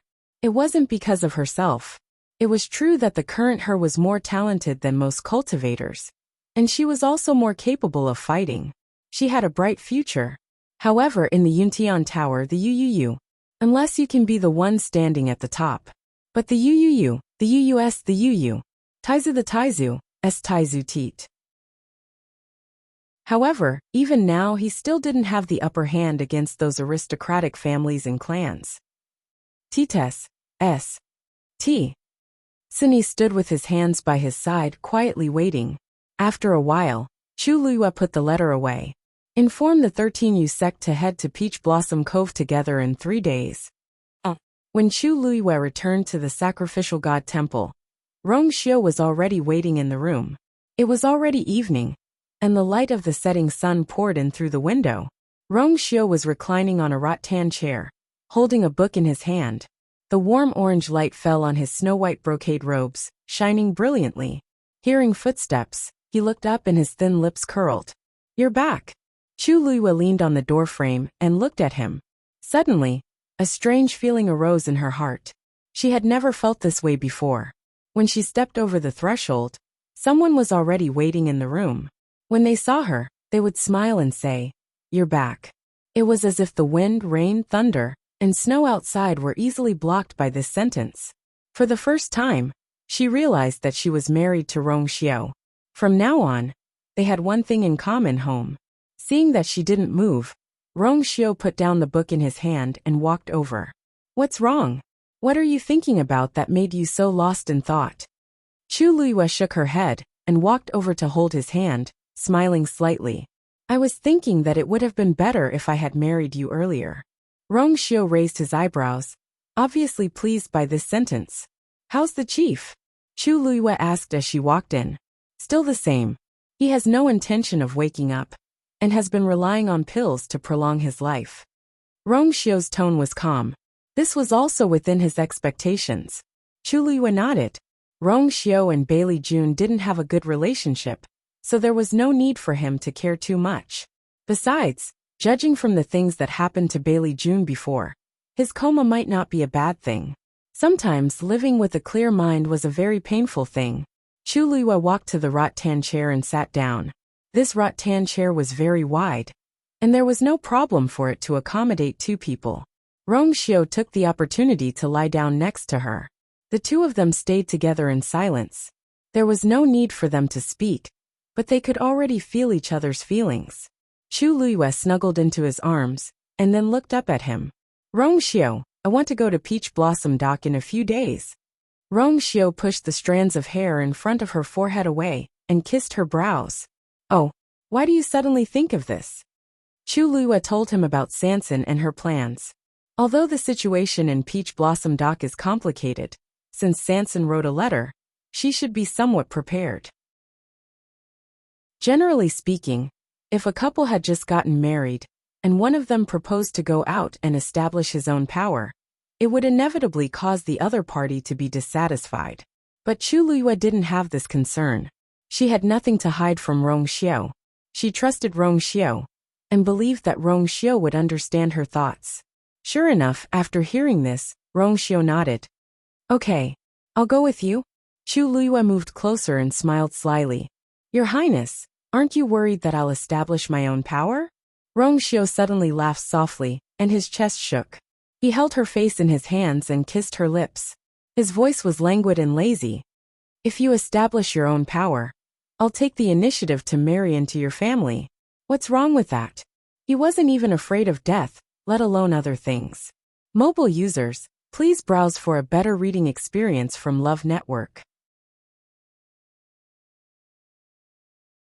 Chapter 1823. 3 days passed in the blink of an eye. Everyone was surprised to learn that Rongxiu and Chu Luiyue were planning to leave Yuntian Tower and head to Peach Blossom Cove. Rongxiu only said that Yuntian Tower was the place where they pledged their love to each other. Now that they were getting married, they wanted to go back and take a look. This explanation made sense, so no one continued to pursue the matter. However, why is Yanqing going too? Crack! Little Hachi broke the hairpin in her hand with a murderous look. Yujio silently put away his wooden sword, afraid that she would break his sword in a fit of anger. It hadn't even been a few days. Sister 8, since His Highness the Son of Saint is going with our master, he naturally has to bring someone with him. Yanqing is his confidant. Isn't that normal? Moreover, Peach Blossom Cove was a dangerous place with all kinds of people. It would be more convenient to bring someone with him. That's right. Compared to our master who brought so many people, His Highness the Son of Saint brought only Yanqing, which is already very little. Besides, I heard that Yanqing is quite powerful.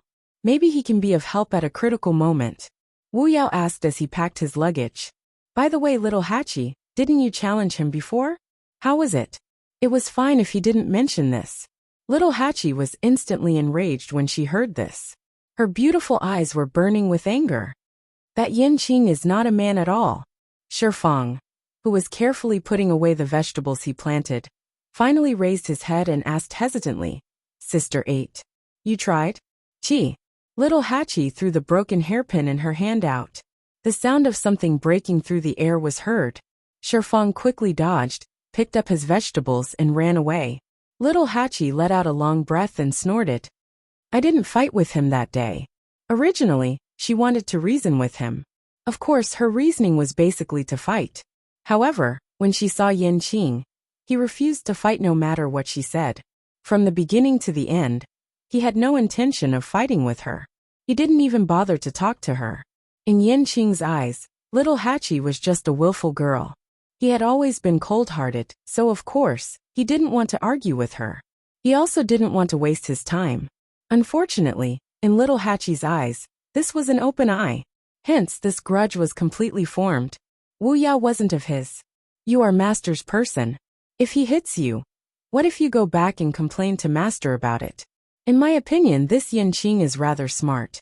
Women were Tu's eyes of the most. Little Mina squinted his eyes dangerously, then suddenly revealed an enchanting smile. Anyway, there are plenty of opportunities along the way. Do you think I'm afraid of him? Cindy pushed open the door. Let's go. Peach Blossom Cove was thousands of miles away from the Yuntian Tower. They had to pass through several teleportation formations. Even if everything went smoothly, it would take at least 10 days. Their speed wasn't considered slow on the way. Chu Luiyue was initially worried about the 13 UU. After all, traveling like this was very tiring. But soon she realized that she was overthinking.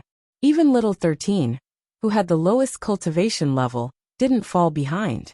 Chu Luiyue was a little surprised. But after thinking about it, the 13 UU had probably trained themselves after running around on their own for the past few years. Although these people's cultivation levels had increased, it wasn't obvious. But for some reason, Chu Luiyue still felt that their strength in all aspects seemed to have increased a lot. As they had been rushing, Chu Luiyue didn't ask in detail. About 13 days later, they finally arrived at Peach Blossom Cove. When they came out of the teleportation formation, they saw a desolate wasteland.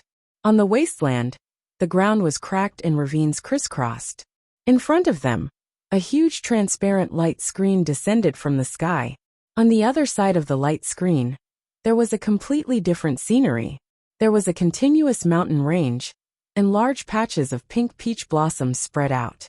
It was a scene full of vitality, but looking at it like this, It was hard to believe that it was a dangerous place. At this moment, Chu Luiyue and Rong Xiu's group were not the only ones on the teleportation formation. This teleportation formation was very big. Although it had been there for a long time, and there were traces of time, it was still working well. There were all kinds of people around the teleportation formation. At a rough glance, there were at least 100 people. When they appeared, they immediately attracted the attention of these people. This time, Chu Luiyue brought a few people from the 13 Yu, while Rong Xiu only brought Yin Qing. However, there were already 9 people. Their sudden appearance here was quite eye-catching. Most importantly, the auras of this group of people were simply too extraordinary. Anyone with a bit of eyesight could tell that they were of noble birth, and were definitely not ordinary people. This kind of temperament could only be cultivated by a top-notch aristocratic family. When those people's judgmental and suspicious gazes landed on her, Chu Luiyue was also quietly sizing up her surroundings. Among them, there were a few obscure and powerful auras that attracted her attention. A chill suddenly rose from the bottom of her feet. However, when Chu Luiyue wanted to take a closer look, that sense of danger disappeared. Those few gazes disappeared almost at the same time, and there was no way to investigate. Chu Luiyue looked around without batting an eyelid. However, the people around her quickly retracted their gazes. In fact, those who chose to come to Peach Blossom Cove were not simple people. There were all kinds of people arriving here every day. There were destitute aristocratic young masters, and extremely vicious fugitives. There were beautiful girls, and also old people who had experienced the vicissitudes of life. Therefore, although the appearance of Chu Luiyue and the others attracted some people's attention, it was only for a short time. Everyone's first priority here was to enter Peach Blossom Cove and survive. Let's go. Rong Xiu raised his chin, held Chu Luiyue's hand and walked forward. The group of people followed. The teleportation formation was not far from the light screen, so it did not take them too long to reach the light screen. Chu Luiyue exhaled softly. She did not expect to come here again in her lifetime. Mobile users, please browse for a better reading experience from the Love Network. Chapter 1824. The light screen of Peach Blossom Dock was naturally formed and completely enveloped it. On the other side was the gate of the Divine Ruins world. No one was in charge of guarding this place. Standing close, one could see the ripples on the light screen. When the breeze blew, one could even smell the faint fragrance of peach blossoms in the air. This aura was simply too familiar. Chu Luiyue took a deep breath and exchanged glances with Rong Xiu. Then, they stepped in hand. The moment they entered, 13 couldn't help but exclaim in shock. What rich energy of heaven and earth! After saying that, perhaps because he realized that he was making a fuss over nothing, 13 immediately covered his mouth, and a trace of embarrassment appeared on his face. Chu Luiyue glanced at him with a smile.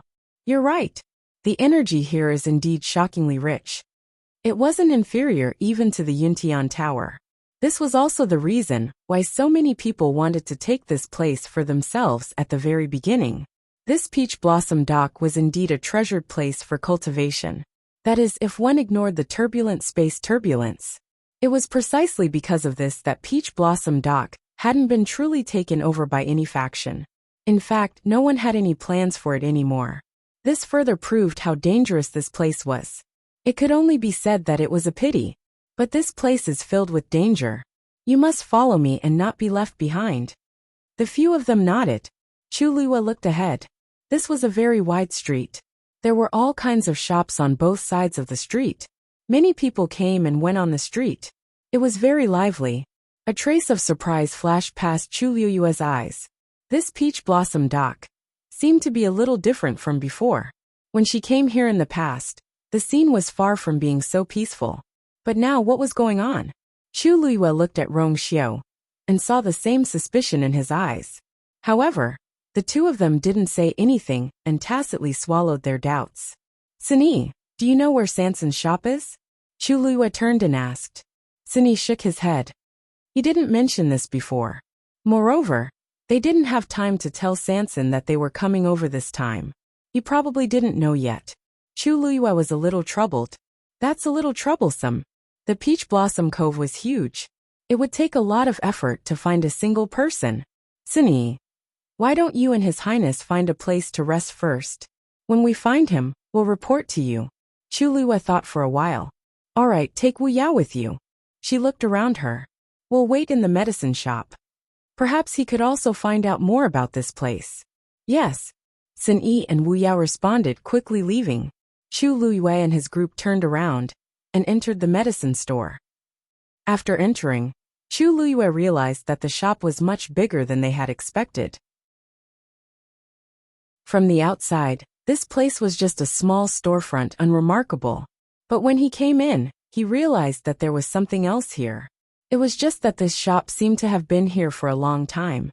There were many medicinal herbs and some pills in the shelves in the room. Sir, what would you like to see? A servant quickly came up to them. Seeing that they were well-dressed and well-spoken, his attitude became even more attentive. Rongxiu said, We're new here. We are new here, so we're just looking around. Hey, then please take your time and watch. Rongxiu had an innate noble aura. The servant knew that he couldn't afford to offend him, so he waited obediently at the side. Chu Luiyue looked into the shelves, and his eyes narrowed. I couldn't tell that you have so many good things here, Chu Luiyue said. Hearing that, a proud smile appeared on the servant's face. Of course, you don't know, but in the entire Peach Blossom Cove, no one can compare to us. His tone wasn't small. Chu Luiyue laughed. Oh, the Peach Blossom Cove is so big. Your small shop is the best. Seeing that she didn't believe him, the servant quickly explained. Madam, there's something you don't know. Our shop is from the past. The new shop is being renovated. We'll be moving in a few days. Moreover, we have more than one shop. We have several other shops in the Peach Blossom Cove. This made Chu Luiyue curious. When did the Peach Blossom Cove have such a medicinal herb shop? One must know that there were countless fights and killings in the Peach Blossom Cove every day. Therefore, the business of medicinal herbs and pills had always been very good. However, it was also because of this that the competition between the medicinal herb shops was very fierce. Some of the smaller shops had been squeezed out. Those who were able to stay were all capable. Even so, Chu Luiyue had never heard of the Peach Blossom Cove opening several medicinal herb shops.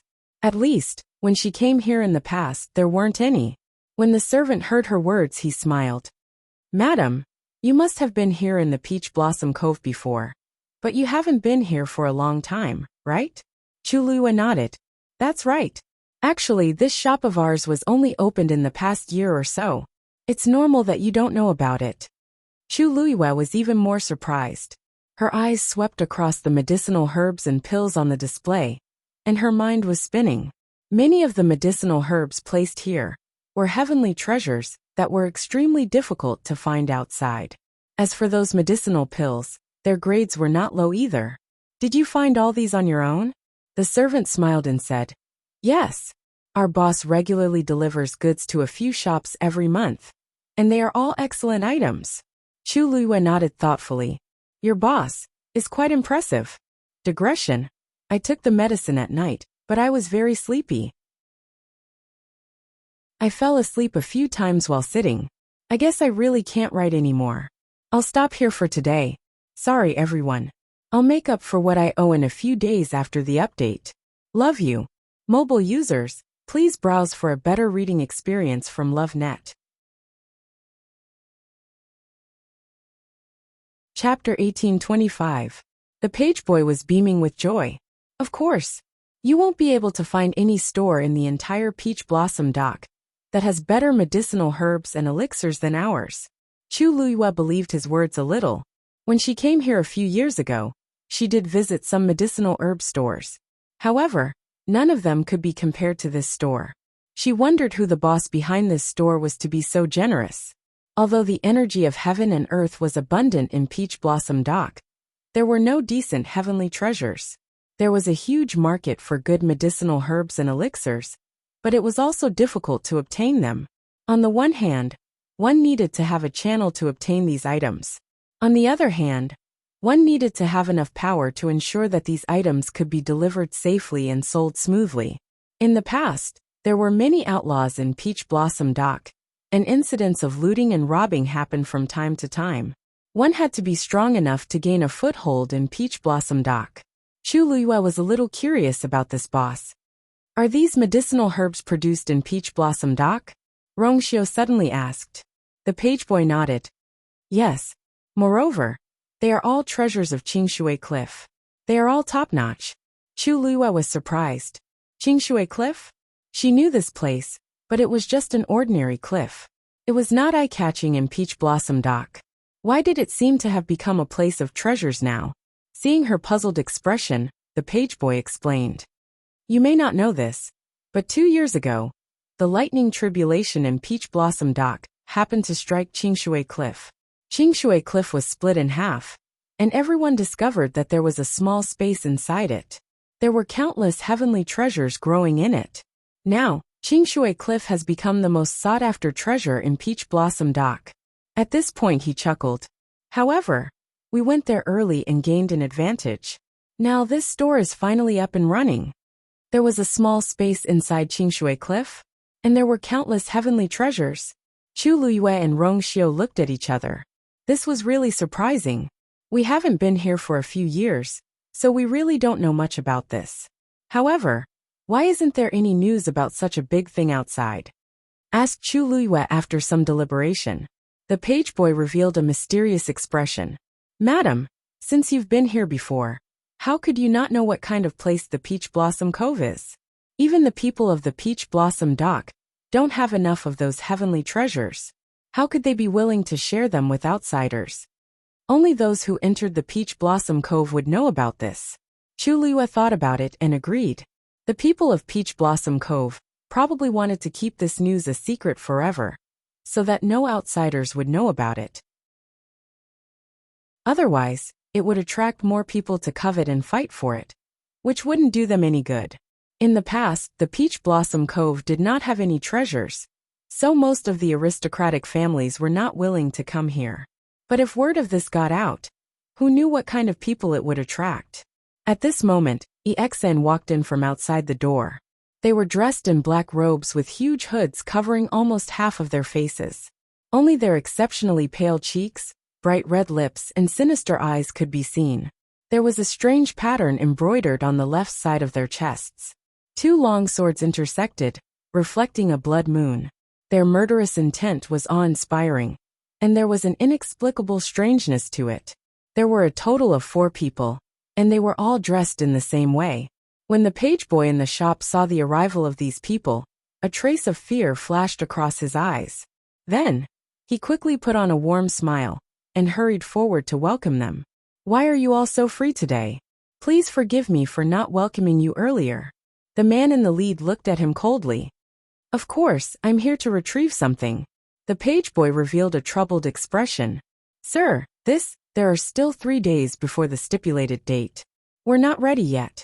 Why don't you wait for? Swoosh. The man in the black robe did not say anything else.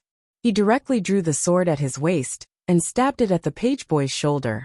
The page boy was shocked and hurriedly dodged. However, he was still stabbed in the arm, and blood immediately flowed out. This is something that our master wants. We can't delay it. Now are you ready? The man in the black robe's voice was cold.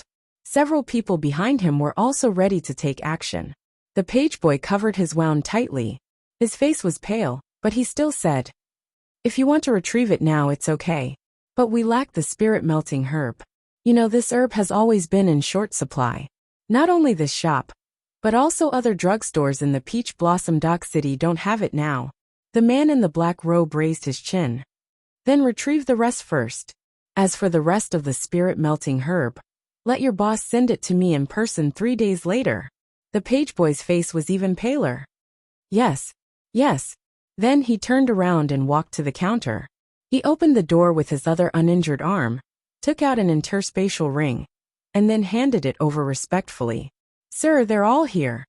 The man in the lead immediately stepped forward and took the interspatial ring. After checking it and confirming that there was only the spirit-melting herb inside, he put away the interspatial ring and gave the page boy a warning look. I'll let it go this time. If the same thing happens next month, be careful of your life. After that, they turned around and left. When they walked out of the door, the man in the lead deliberately glanced at Chu Luiyue and others. Chu Luiyue clearly felt that the man's eyes lingered on her and Rong Xiu for a few seconds. She looked calm and pretended not to notice the man's killing intent.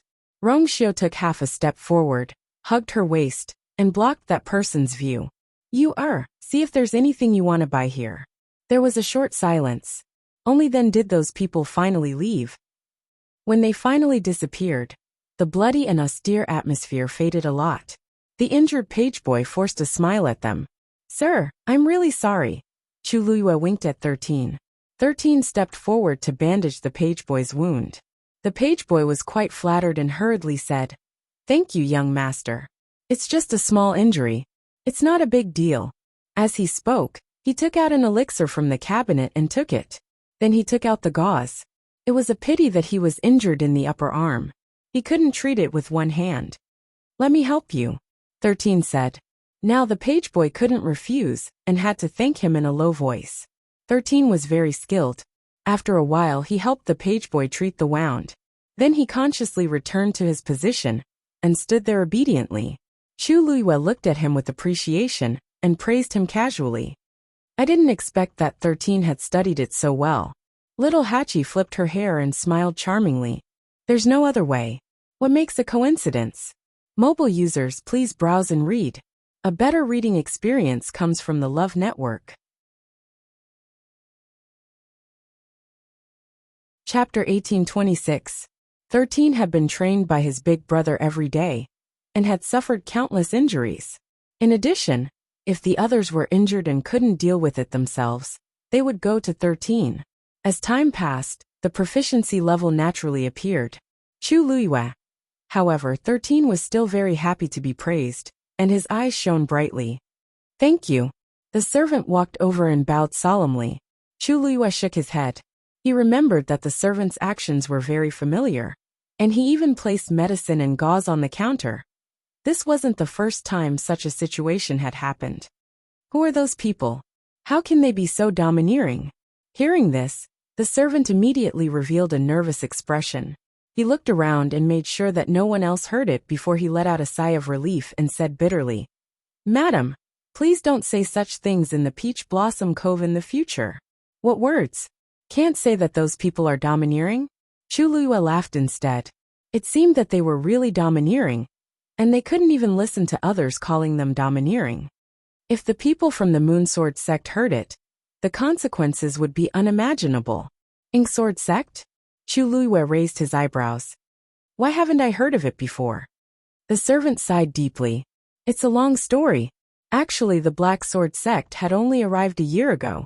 At that time, they only had a few dozen people, but each of them was very powerful, and they quickly became a famous existence in the Peach Blossom Cove.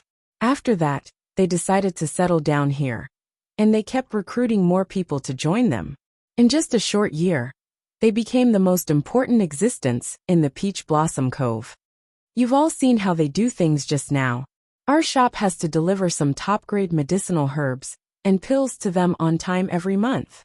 If the items are not good enough, or if they are not prepared in time, we will be punished by them. The servant's voice was very low. When he said this, he subconsciously looked around, and his eyes were filled with panic and fear. It was obvious that the so-called Inkesword sect had left a deep psychological shadow in their hearts. Chu Luiyue understood. Since it was a gift, of course it was free.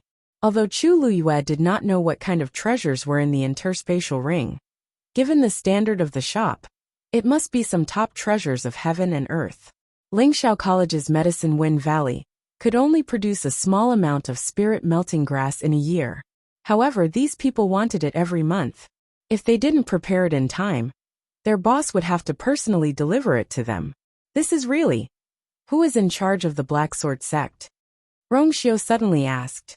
The manservant's eyes revealed a hint of confusion as he shook his head.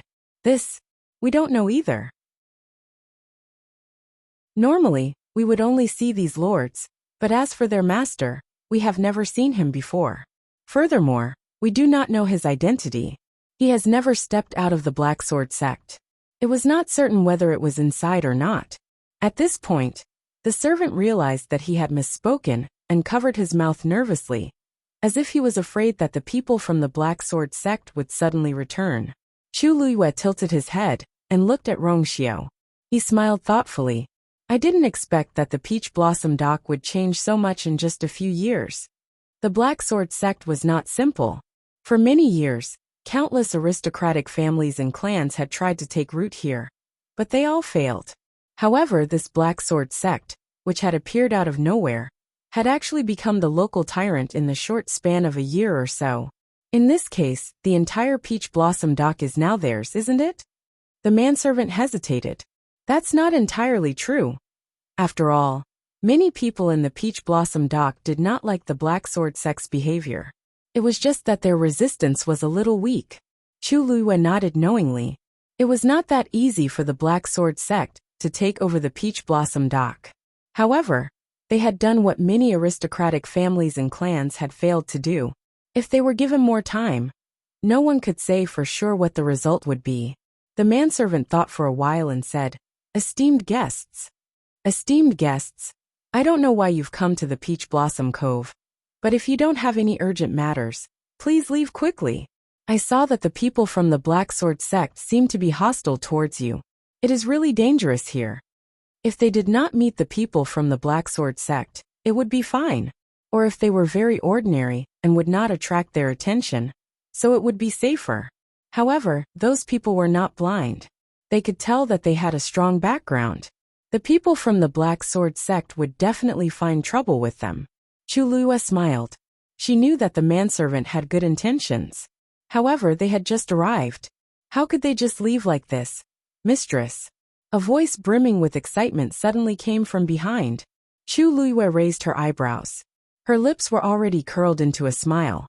She turned around and saw a chubby little fatty dressed in a gorgeous brocade robe running towards her at high speed. Although his body was round and smooth, his movements were very agile and nimble. In the blink of an eye, he was in front of them.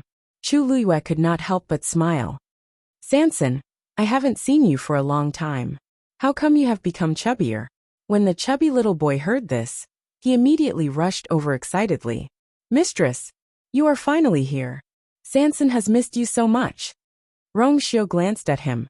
Sanson suddenly felt a chill from the bottom of his heart. His strong desire to live made him stop in his tracks. He stopped 3 steps away from Chu Luiyue. In the blink of an eye, he was smiling so widely that his eyes were squinted. He eagerly said to Rongxiao, Mistress, this must be your husband. His Highness the Holy Sun? He is truly a handsome man. He is a match made in heaven with you. Mobile users, please browse for a better reading experience from the Love Network. Chapter 1827. Any normal person could tell that he was trying to curry favor. But when these words came out of his mouth, they sounded especially sincere. He first bowed solemnly to the two of them before he straightened his body and said to Chu Luiyue in admiration, Master, you're very talented. Master, I thought that there was no man in this world who was worthy of you. I didn't expect that I was so wrong. Rongxiao raised the corner of his mouth. This Sanson really lived up to his reputation. Although she knew his intentions, his tone was like a spring breeze. It seemed that she could feel his sincerity, which made people unconsciously convinced. He was indeed good at talking. No wonder he could do well in a place like Peach Blossom Dock. Hearing Sanson's words, Chu Luiyue's mouth twitched slightly. After not seeing him for a few years, his skills had really improved. She looked at Sanson up and down. It seems that you've been living a good life here. Look, your chin is about to show. Sanson chuckled and narrowed his small eyes with a shrewd light. He looked fair and soft, very amiable and likable. He really hadn't seen Chu Luiyue for a long time, and missed her very much. Now that he saw her and heard her familiar teasing, he only felt happy. It's all because I know that Master and His Highness are going to get married. I'm so happy that I ate a few more bowls of rice. Chu Luiyue. It was the first time she heard someone talk about gluttony so confidently. Shifeng nodded very seriously and said, Master, third brother is not picky about food. Every time he is in a good mood, He can eat a few more bowls of rice every meal. Unlike him, he was too picky about food and often didn't have enough to eat.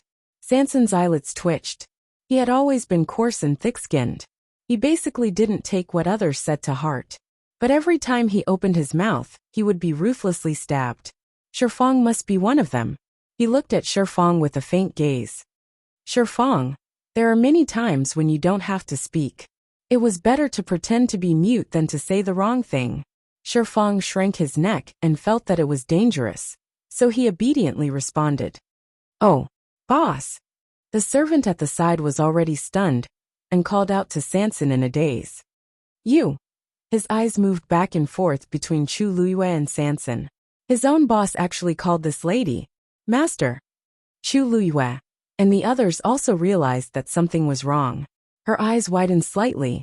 Sanson, this shop is yours? Sanson nodded calmly. Yeah. So Sanson was the boss.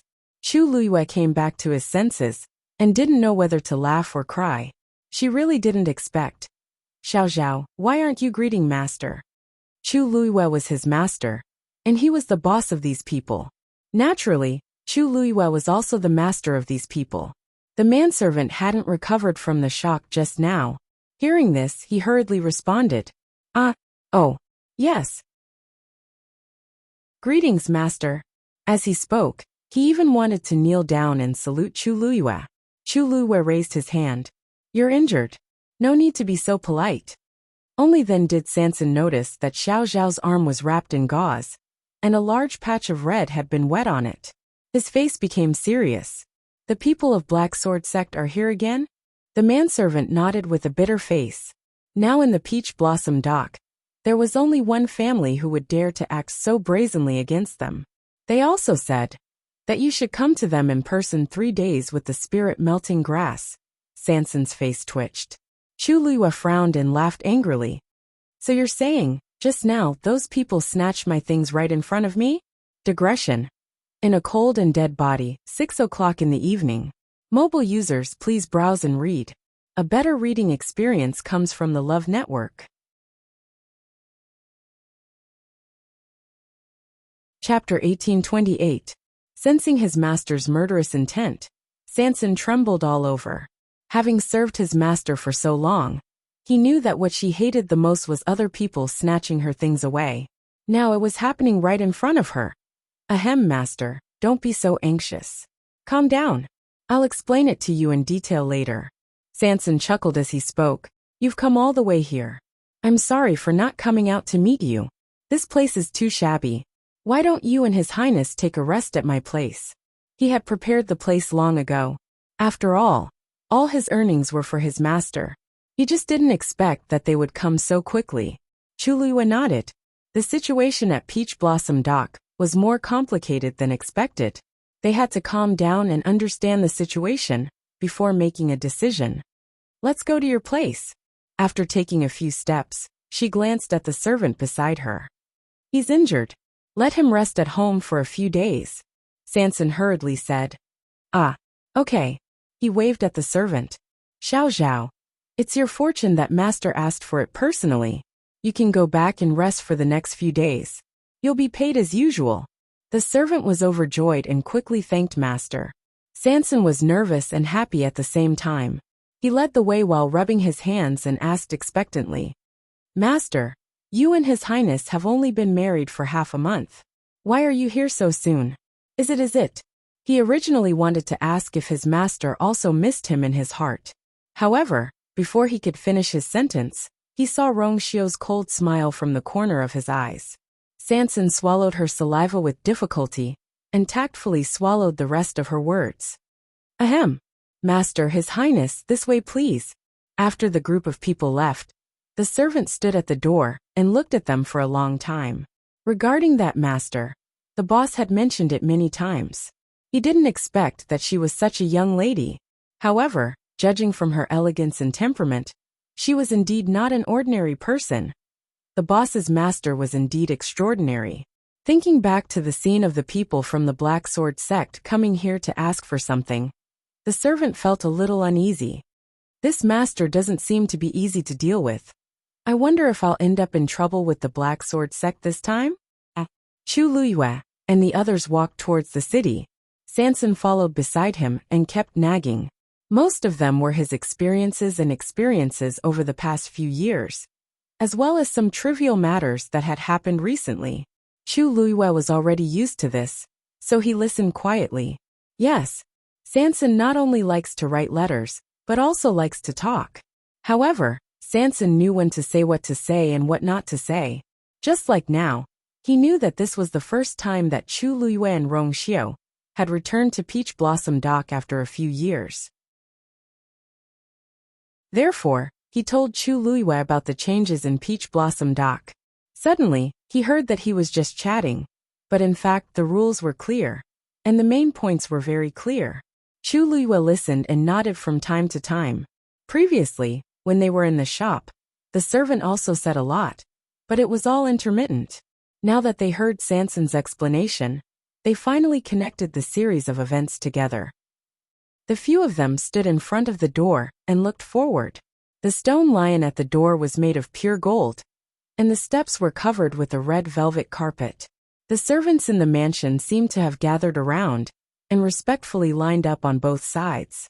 "Welcome back, master." It was a grand and imposing sight. Looking up, the pure gold plaque above did indeed have the two words "You Mansion" written on it.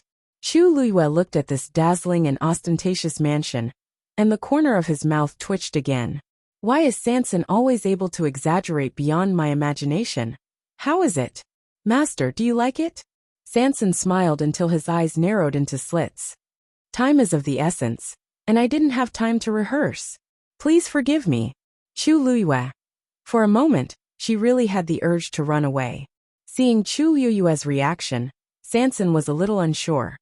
Does master not like it? But this was a mansion that he had specially spent a lot of effort to renovate. This welcoming ceremony was also carefully designed by him. This door is so grand. This welcome is so warm. Why doesn't master like it?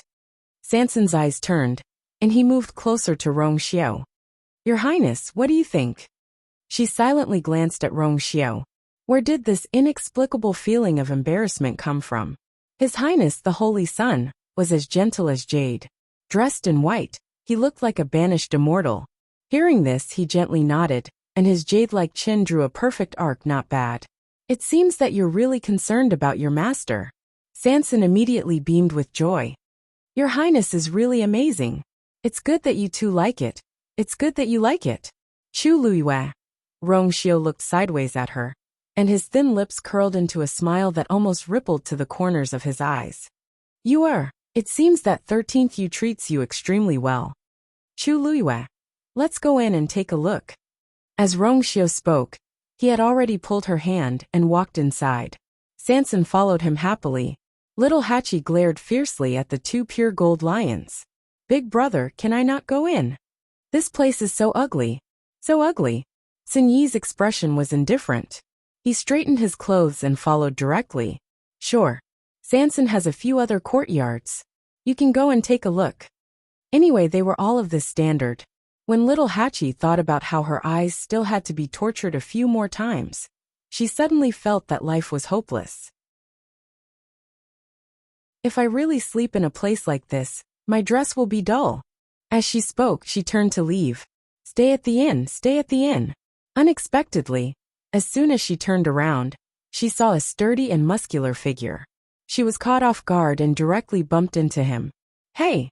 Just as she was about to bump into the other party's arms, the figure in front of her suddenly stepped to the side and dodged. Dodged. Little Hachi's body fell uncontrollably to the ground. She widened her eyes. Is there something wrong with this person? If she fell to the ground like this, her reputation would be ruined. Just as she was thinking about how to fall more beautifully, a strong force suddenly came from the side. A broad and rough palm pulled her slender and smooth arm and pulled her back. With this force, little Hachi finally managed to stand firm. With this struggle, a string of broken jade beads on her wrists and ankles made a messy sound. She turned her head back in shock. Yen Qing had already let go of his hand. Little Hachi widened her big charming eyes. Why were you dodging just now? It was as if he was afraid that she would do something. Yen Qing frowned. After all, the other party was a girl. If they bumped into each other, it would be really inappropriate with so many people watching. Was it wrong for him to take the initiative to step aside? Besides, he didn't let her fall. Mobile users, please browse and read. A better reading experience comes from AI Network. Chapter 1829. However, looking at the angry eyes of the woman in front of him, her willowy eyebrows were raised, and her originally rose-like face was flushed with excitement and anger. She was indeed a beauty of the world. Yanqing pondered in his heart. She seemed to be really angry. Then, I won't dodge next time. Standing directly opposite her, he could help her up in time. Little Hachi was stunned for a moment. She immediately stared at Yanqing to make sure that he was not joking. He was actually saying this seriously. She gasped in disbelief. How could there be such a man in this world? He was straight, wooden, and extremely stupid. Why did he say that as if she couldn't wait to pounce on him again? Yanqing was confused. Why did she seem to be even angrier? Didn't he just say what she wanted? He knew that this girl seemed to have a lot of hostility towards him. So in order to avoid conflicts, he had been patient several times along the way. But every time, the other party didn't seem to appreciate it, and the conflict became more and more intense. You wait. Little Hachi turned around and left angrily. Her bright dress fluttered in the wind, like a light and enchanting butterfly, floating away. It was just that. She floated into the magnificent Yu mansion. Shifeng opened his mouth and wanted to remind her, but his nose hurt faintly, so he gave up. Wu Yao coughed. Eighth sister is used to being straightforward. Lord Yanqing, please don't mind her. Yanqing shook his head. Although he didn't understand why the other party was angry. But, if he offended the other party, then he would give in. If he really couldn't, then he could avoid it. What was the point of arguing with a little girl? Stepping into the mansion, Chu Luiyue was not surprised to see that there were festive red silk everywhere. Those who didn't know better would think that there was a big celebration here. This time, even Rong Xiu's footsteps were stagnant for a moment. Chu Luiyue suffocated for a moment, and then waved his hand. Sanson, you're dressed too ostentatiously. Have you forgotten what I told you before? You should be humble and keep a low profile. Sanson readily accepted his advice. This time, he quickly understood what Chu Luiyue meant. He immediately nodded in agreement. Master is wise. You see, I'm so happy that I'm confused by your arrival. He patted his head and waved at the person beside him. Men, quickly remove all of these. In the future, the entire Yu residence will follow the wishes of Master and His Highness. Everyone responded in unison. Yes. As soon as they finished speaking, they quickly took action. The efficiency was astonishing. Chu Luiyue exclaimed in surprise. She originally thought that these servants were ordinary people, but now she realized that their strength seemed to be not bad. Although he wasn't the best, his movements were agile, and his steps were light. Although they couldn't be compared to the Yuntian Tower, overall, they seemed to be quite well behaved. If there were more servants, and their overall strength was higher, perhaps they wouldn't be worse than some of the third-class families. Sanson led them into the main hall. When he heard Chu Luiyue ask about the background of these servants, he laughed and said, Master, you're right. Master's guess is correct. They were all carefully selected by me. All of them have some talent and strength. Moreover, you can rest assured that I've done a detailed investigation on them before I recruited them. They are all clean and won't cause trouble. As for why he could find so many, naturally, it was because there were people coming to the Peach Blossom Cove every day. Those who could enter the Peach Blossom Cove were not weak. Among them, those who caught his eye were all pretty good. Chu Luiyue looked at him from head to toe. I can see that a few of them seem to be stronger than you. You alone. How did you make them listen to you so obediently? Sanson chuckled. He knew that Chu Luiyue was saying that he didn't cultivate properly. He didn't take it to heart and explained. Of course, it's not enough to rely on my strength alone. However, you've forgotten that I've opened a pharmacy. In the Peach Blossom Cove, any slightly better heavenly treasures and elixirs were extremely expensive. Not everyone could afford them. If they stay here and become part of the Yu residence, They can get these things at a very low price. This is an opportunity that many can't even dream of. I see. The Peach Blossom Cove was a place where good and bad people mixed together. Who knew how many people wanted to make a name for themselves here and become a powerhouse? However, they had to be alive. If they were alive, everything would be fine. If they were dead, they would have nothing left. It was no wonder that Sanson was able to amass such a fortune in such a short time.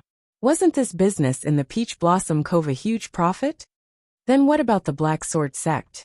If others wanted to get some good herbs from Sanson, they would have to pay with their own lives or large amounts of money.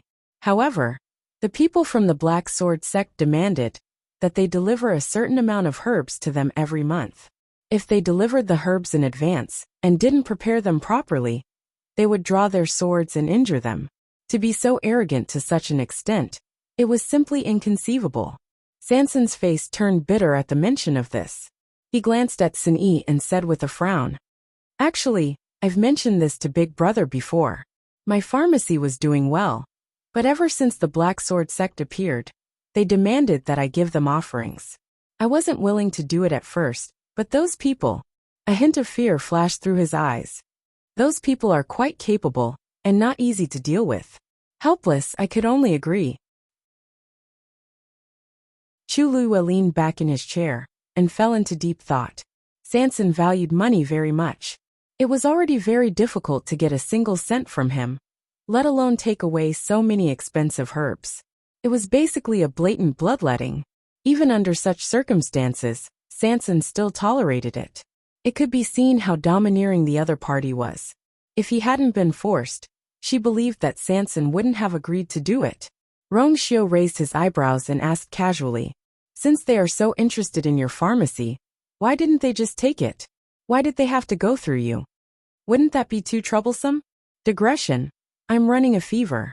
I'll try to write more. If I can't write more, I'll write in the title. Mobile users, please browse. A better reading experience comes from LoveNet." Chapter 1830. This was something that Chulua couldn't figure out. Looking at the way the Magian sect acted, it didn't seem like they would be kind. The truth was, although Sanson gave them a lot of valuable treasures every month and was bullied by them from time to time, Sanson was still living well. However, Sanson was indeed living well and earning a lot of money. This didn't make any sense. At the mention of this, Sanson's expression became a little strange. There was a rare conflicted look on his face, as if he didn't know how to start. This is a long story." He glanced outside, and after making sure that there were no outsiders, he said, "Master, Your Highness, you know about Qingshui Cliff, right?" Chulua nodded. That Zhao said that Qingshui Cliff had been split open by Tianlei, and that there was a small space inside where countless treasures grew? Sanson sighed. "That's right.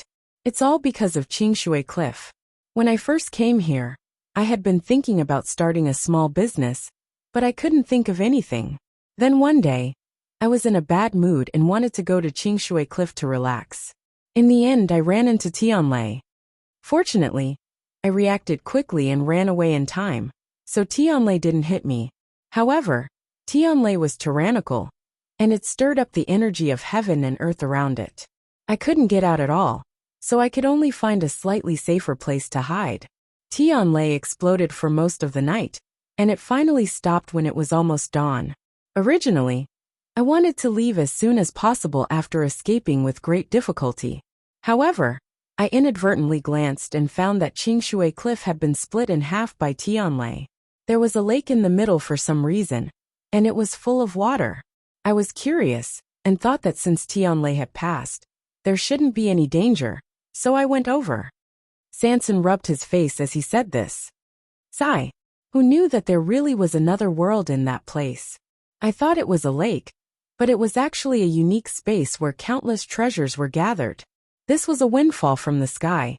He would usually pick up a copper coin when he saw it on the road, let alone when he saw such a scene. I was too excited, and went over without thinking. However, as soon as I stretched out my hand, the barrier suddenly fluctuated and cut my palm. After that, I actually went in. And, Sanson sounded hesitant. Chu Liyue understood something. Moreover, you became the master of that small space? Sanson scratched his head and answered in embarrassment. He looked up at Chu Liyue. If I had known earlier, I would have left that small space for master no matter what. Chu Liyue couldn't help but laugh. That's enough.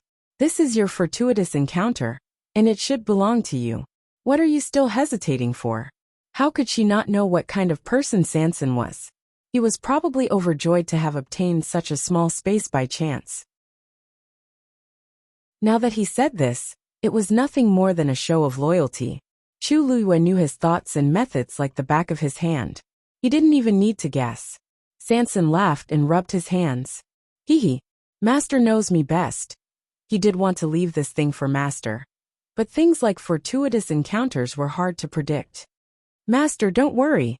Since this small space belongs to Sanson, it will naturally be yours in the future. Chu Liyue touched his chin and smiled. That is to say that small space is now completely under your control? Sanson shook his head. That's not entirely true. It's just that compared to others, I can go in and out at will. And I can bring a few people with me. Those medicinal herbs, I personally brought people to pick them every time. This was enough. That small space was equivalent to a treasure house. And Sanson was the only person who held the key. Sanson lowered his voice. Actually, I later found out that the stronger I am, the more people I can bring with me.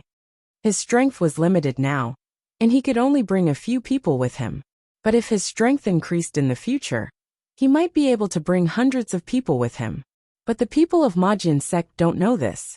They only know that if I die, that small space will be sealed again, and even collapse. So they don't dare to do anything to me. This was Sanson's confidence. Chu Liyue finally understood. No wonder. If that was the case, it was not hard to understand why the relationship between Sanson and Majin sect was so strange. The people of Majin sect used Sanson to obtain these heavenly treasures. And Sanson also used Majin sect's power to gain a foothold here. Chu Liyue stared at him. Sanson, this is asking a tiger for its skin. Sanson coughed and showed an aggrieved expression. Master, I don't have a choice. As he spoke, he hurriedly looked at Sin Yi. Help me say something. Sin Yi had barely spoken since he came in. Seeing that Sanson was urgently asking for help, he slowly spoke. Although it's dangerous, it's a win-win situation. No matter what, it's better than being trampled on. In any case, Sanson still had a trump card in his hand, and it was this trump card that could save his life. Wu Yao. Big brother is right. Big brother is right. 13. Big brother is right. Shifang. Big brother is right. Master, third brother is now equivalent to a hen that can lay eggs. If the people of Majin sect had any brains, they wouldn't do something like killing the goose that lays the golden eggs. The corners of Sanson's mouth twitched violently, and he looked at Shifang with resentment. After they finished speaking, the room fell silent again. Chu Liyue looked at little Hachi. At this moment, she was resting her chin on one hand and leaning against the chair listlessly, looking very listless. Chu Liyue asked, Little Hachi, what do you think? Little Hachi didn't say anything. Little Hachi. Chu Liyue called again. Little Hachi snapped out of her daze and looked up at Chu Liyue. What? Ah, right, big brother is right. Chu Liyue. What's wrong with you? You look like your soul has left your body. Little Hachi wanted to say something, but hesitated. In the end, her gaze fell on Sanson. Nothing. I was just shocked by third brother's beauty. Digression. Have a meal and continue reading. A better reading experience comes from the Love Network.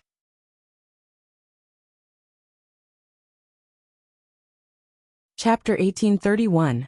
Chu Liyue looked at little Hachi thoughtfully. Did you quarrel with Yanqing again? Since when did I? Little Hachi immediately retorted and raised her voice. Chu Liyue understood. They quarreled again. He didn't know why, but these two people always had conflicts when they were together. Little Hachi, on the other hand, was usually enchanting and charming. Other than the 13U sect, she basically spoke softly to men. Now that she was facing Yanqing, he didn't know what was wrong with her. But she was always very easily irritable. Logically speaking, Yanqing was such a big ice cube that could freeze people to death. If he didn't, he might keep going against little Hachi. He really didn't know how Yanqing had offended her. Chulua sipped his tea. Little Hachi, women who are often angry will age quickly. Little Hachi was dumbfounded and immediately touched her face. It's over, it's over. She had been angry for no reason recently. Could it be that she really had wrinkles? I'll go back and rest first. After leaving this sentence, little Hachi hurried out. What's a man? Beauty is more important. Chulua put down his teacup. It seemed that as time passed, some people's fatal weakness was still hit with one blow.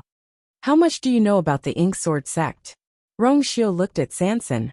Have you seen the master they mentioned? Sansan's expression became much more serious, and she shook her head.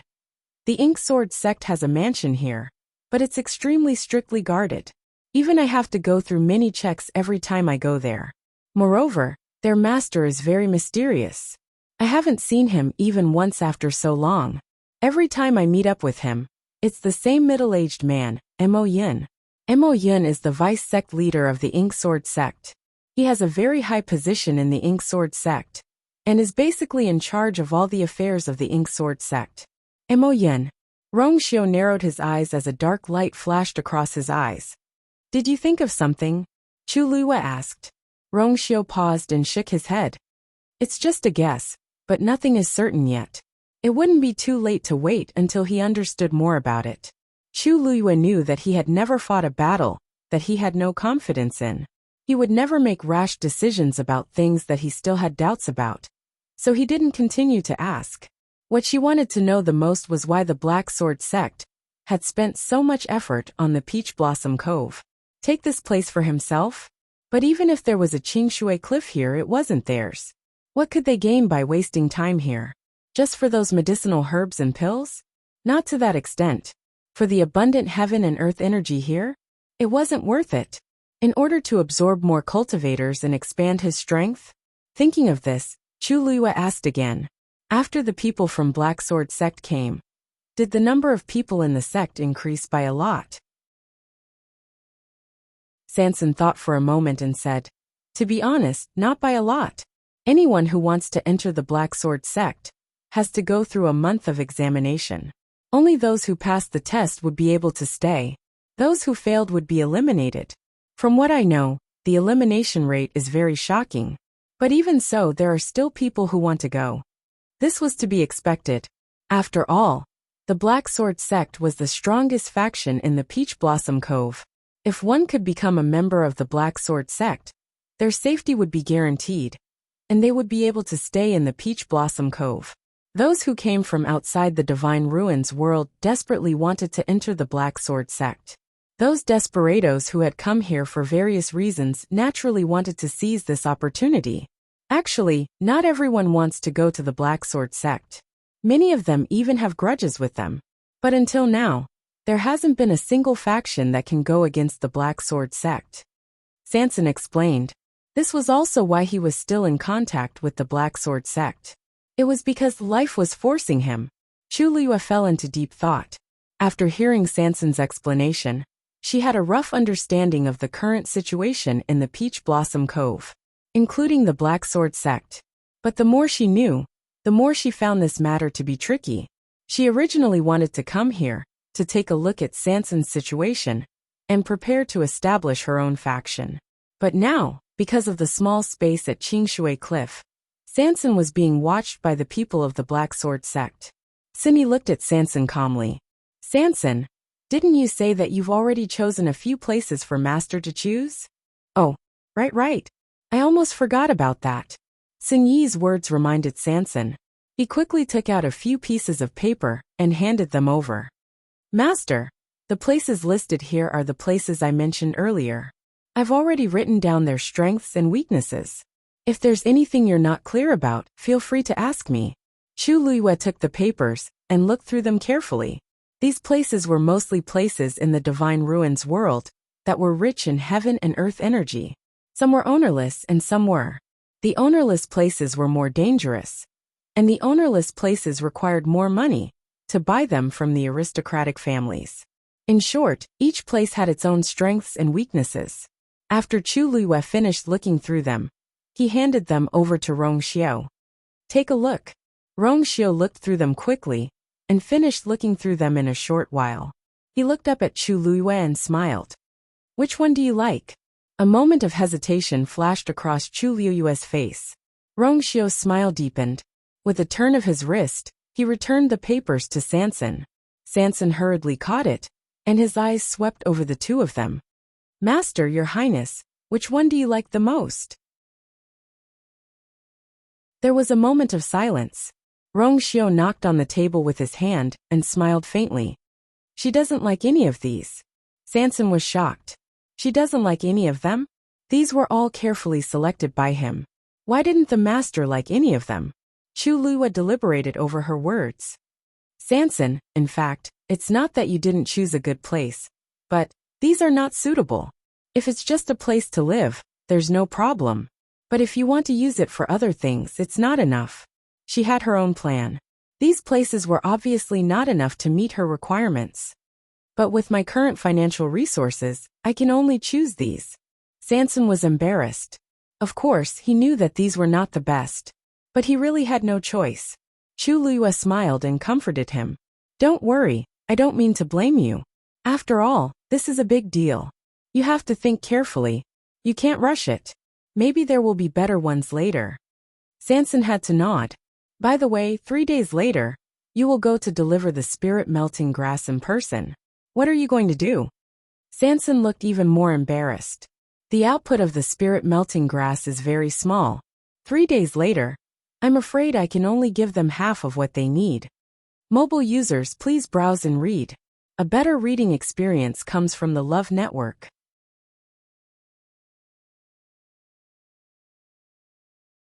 Chapter 1832. This wasn't some ordinary herb that could be obtained just because they wanted it. Even if he went to pick it regularly, he had to have it first. If you can't meet their requirements, what will happen? Sanson shrugged.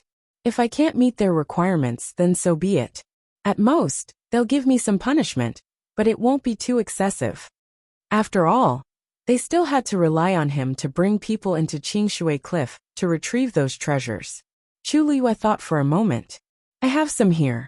You can take them and use them first. Although Sanson said so, she still felt uneasy when she thought of how ruthless the people of Majian sect were. It would be good if Sanson could suffer a little. Sanson was stunned for a moment. He was both surprised and nervous. This is too inappropriate, master. Don't worry.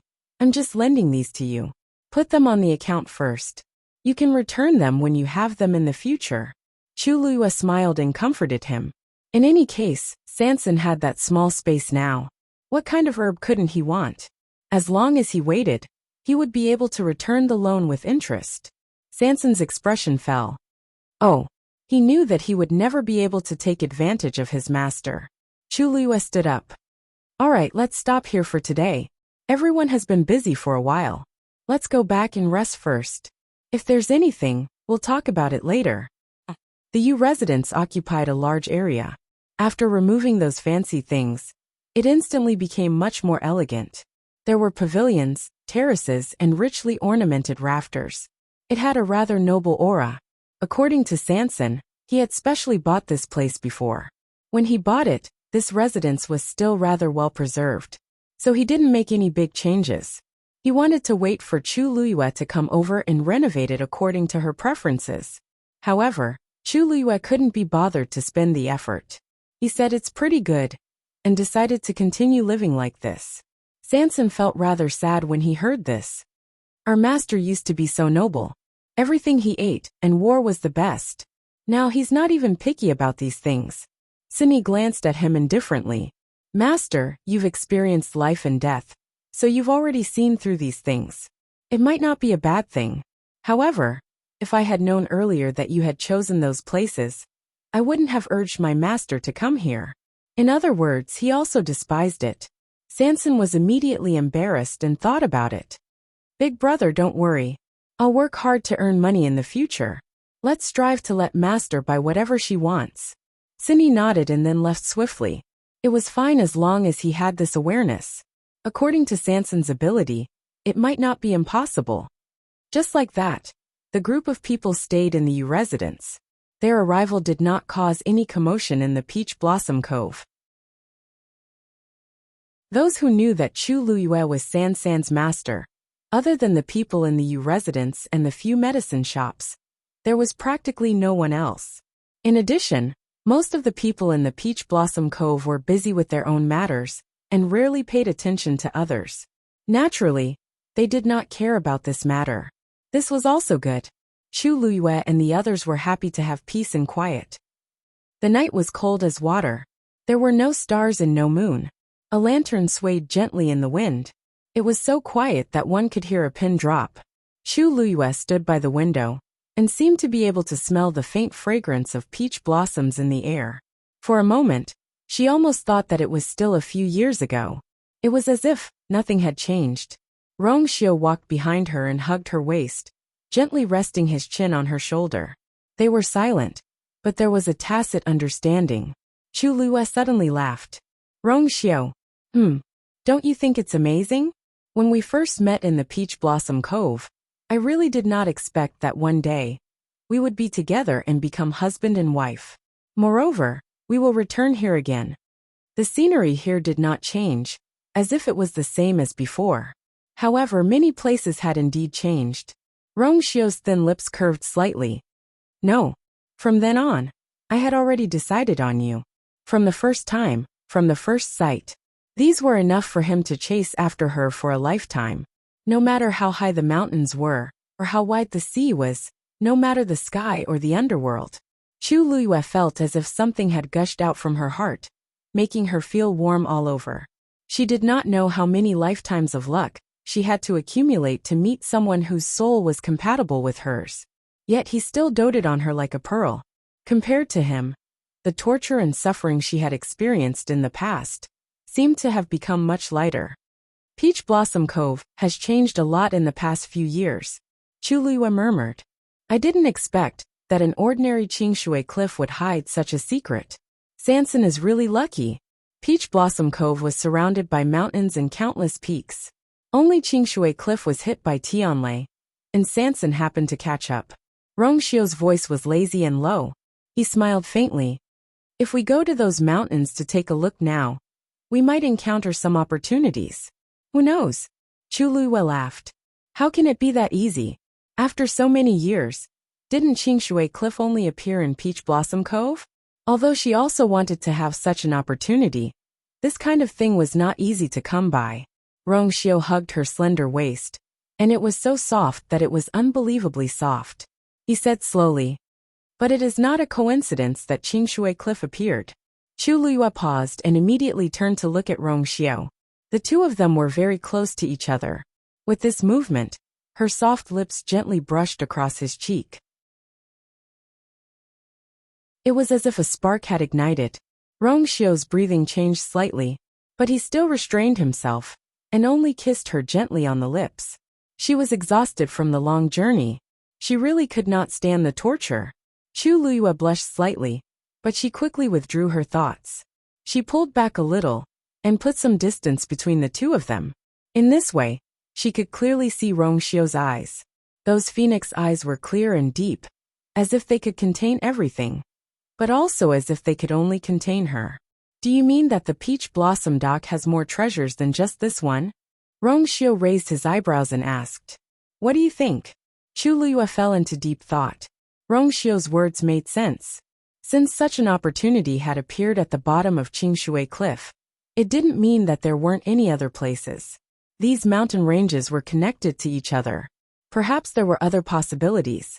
However, other than Qingshui Cliff, Peach Blossom Cove hasn't made any big moves in all these years, nor have any amazing treasures appeared. If the Peach Blossom Dock really had the potential to be excavated, then why did so many aristocratic families and clans give up on this place? Men die for wealth, and birds die for food. They didn't come either because there was nothing here, or even if there was something here, it wasn't tempting enough for them. Of course, there was another possibility. They didn't even know what was here. Rongxiu kissed her forehead and said in a low voice with a hint of laughter, Have you forgotten that your black shield was obtained from Peach Blossom Dock? Digression. I can't take it anymore, I'm going to sleep. Mobile users on the debt account, please browse and read. A better reading experience comes from LoveNet.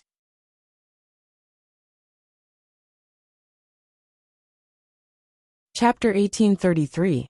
Chu Liuyue's pupils shrank. She had really forgotten about this matter. Rongxiu was right. She had found the black shield somewhere in Peach Blossom Cove. She had thought that it was very sturdy and convenient to use. But later, she gradually realized that this thing seemed to be more useful than she had expected.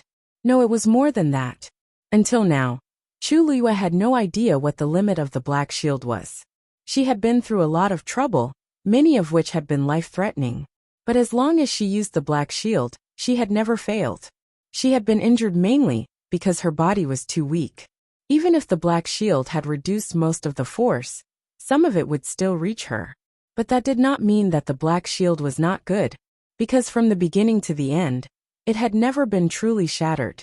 Even the most serious injury only left a few scratches on the surface. Broken? No way. Chu Liyue had asked Taizu about the black shield, but even the knowledgeable Taizu could not tell her. Gradually, Chu Liyue put this matter aside for the time being. She had even forgotten that the black shield was from Peach Blossom Cove. If that's the case, Peach Blossom Cove is not as ordinary as it looks, Chu Liyue pondered. Whether it was the black shield or Qingshui Cliff, they were not opportunities that could be found in ordinary places. Could it be? A white light flashed in Chu Liyue's mind. She grabbed Rongxiu's hand and asked, "Is the reason why the people from the Black Sword sect are staying here because they've discovered something?" Rongxiu paused. It's hard to say. After all, they had not fought with them directly. They could not be sure what the situation was. Chu Liyue pursed her lips. Let's wait for Sanson to come back from Majin sect.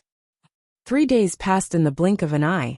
Early in the morning, Sanson took the spirit melting grass and headed to the Black Sword sect alone. The Black Sword sect was heavily guarded, and no outsiders were allowed to enter or leave as they pleased. Therefore, every time she went to deliver something, Sanson had to go alone and was never allowed to bring anyone with her. Fortunately, it was not the first time he had done this.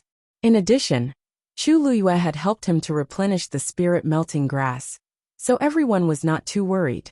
They were all busy with their own things in the mansion. When Sun Yi came to look for Chu Liyue, she was looking at the prescription.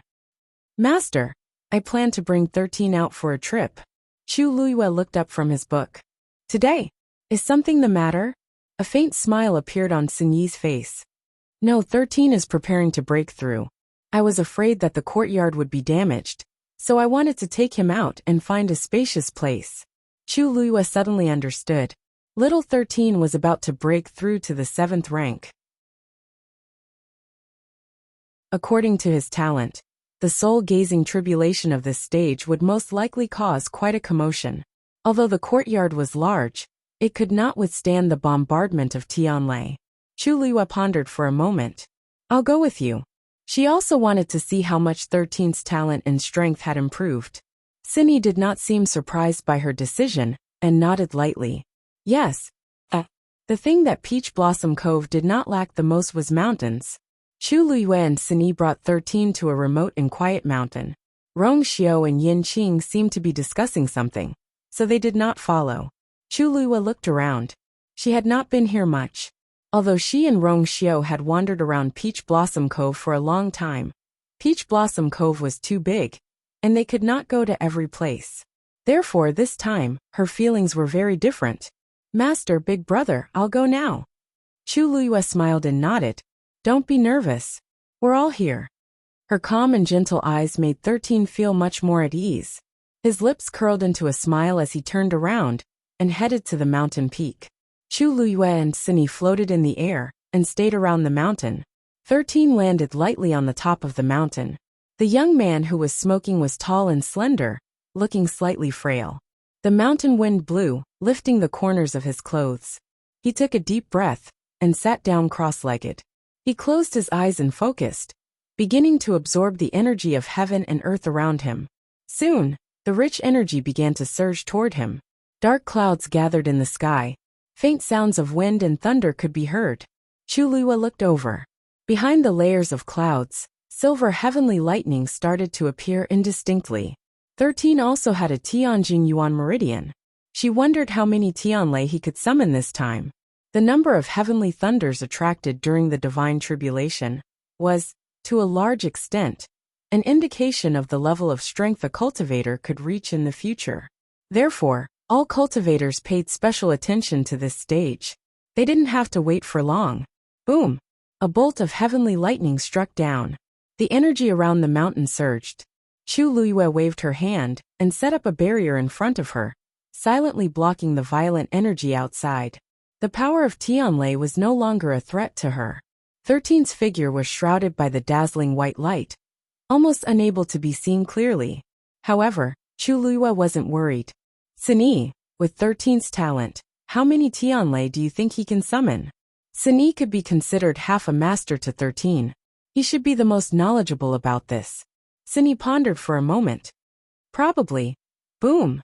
At this moment, a loud sound came from the other side of the sky. Chu Luiyue and Sini both turned to look. They didn't know when, but that side had been covered by thick dark clouds. And looking at the situation, it seemed that Tianlei was about to fall. There's someone else cultivating here? Chu Luiyue was a little surprised. Wasn't this too much of a coincidence? It was still morning. Moreover, in order to let 13 focus on breaking through, they specially ran a long distance and made sure that this place was remote and quiet before choosing this place. They actually encountered someone like this, and they were also breaking through. Soon, Chu Luiyue discovered that the other party's formation was even grander than theirs. It seems that a cultivator of a high level is breaking through. Chu Luiyue murmured. Boom! Tianlei fell from the sky like a silver snake. It struck down fiercely. However, this Tianlei didn't fall on the peaks of the mountains below. Instead, it seemed to fall in the valleys of those mountains. Boom! Then a second strike followed. Chu Luiyue was slightly surprised. The speed at which this Tianlei fell seemed to be a little abnormally fast. Sini stared at the sky not far away and frowned slightly. Seeing his expression, Chu Luiyue asked, "Is there something wrong?" Sini nodded and pointed in that direction. "Master, look carefully. The places where the two bolts of heavenly lightning fell are not the same." Mobile users, please browse and read. A better reading experience comes from Love Network.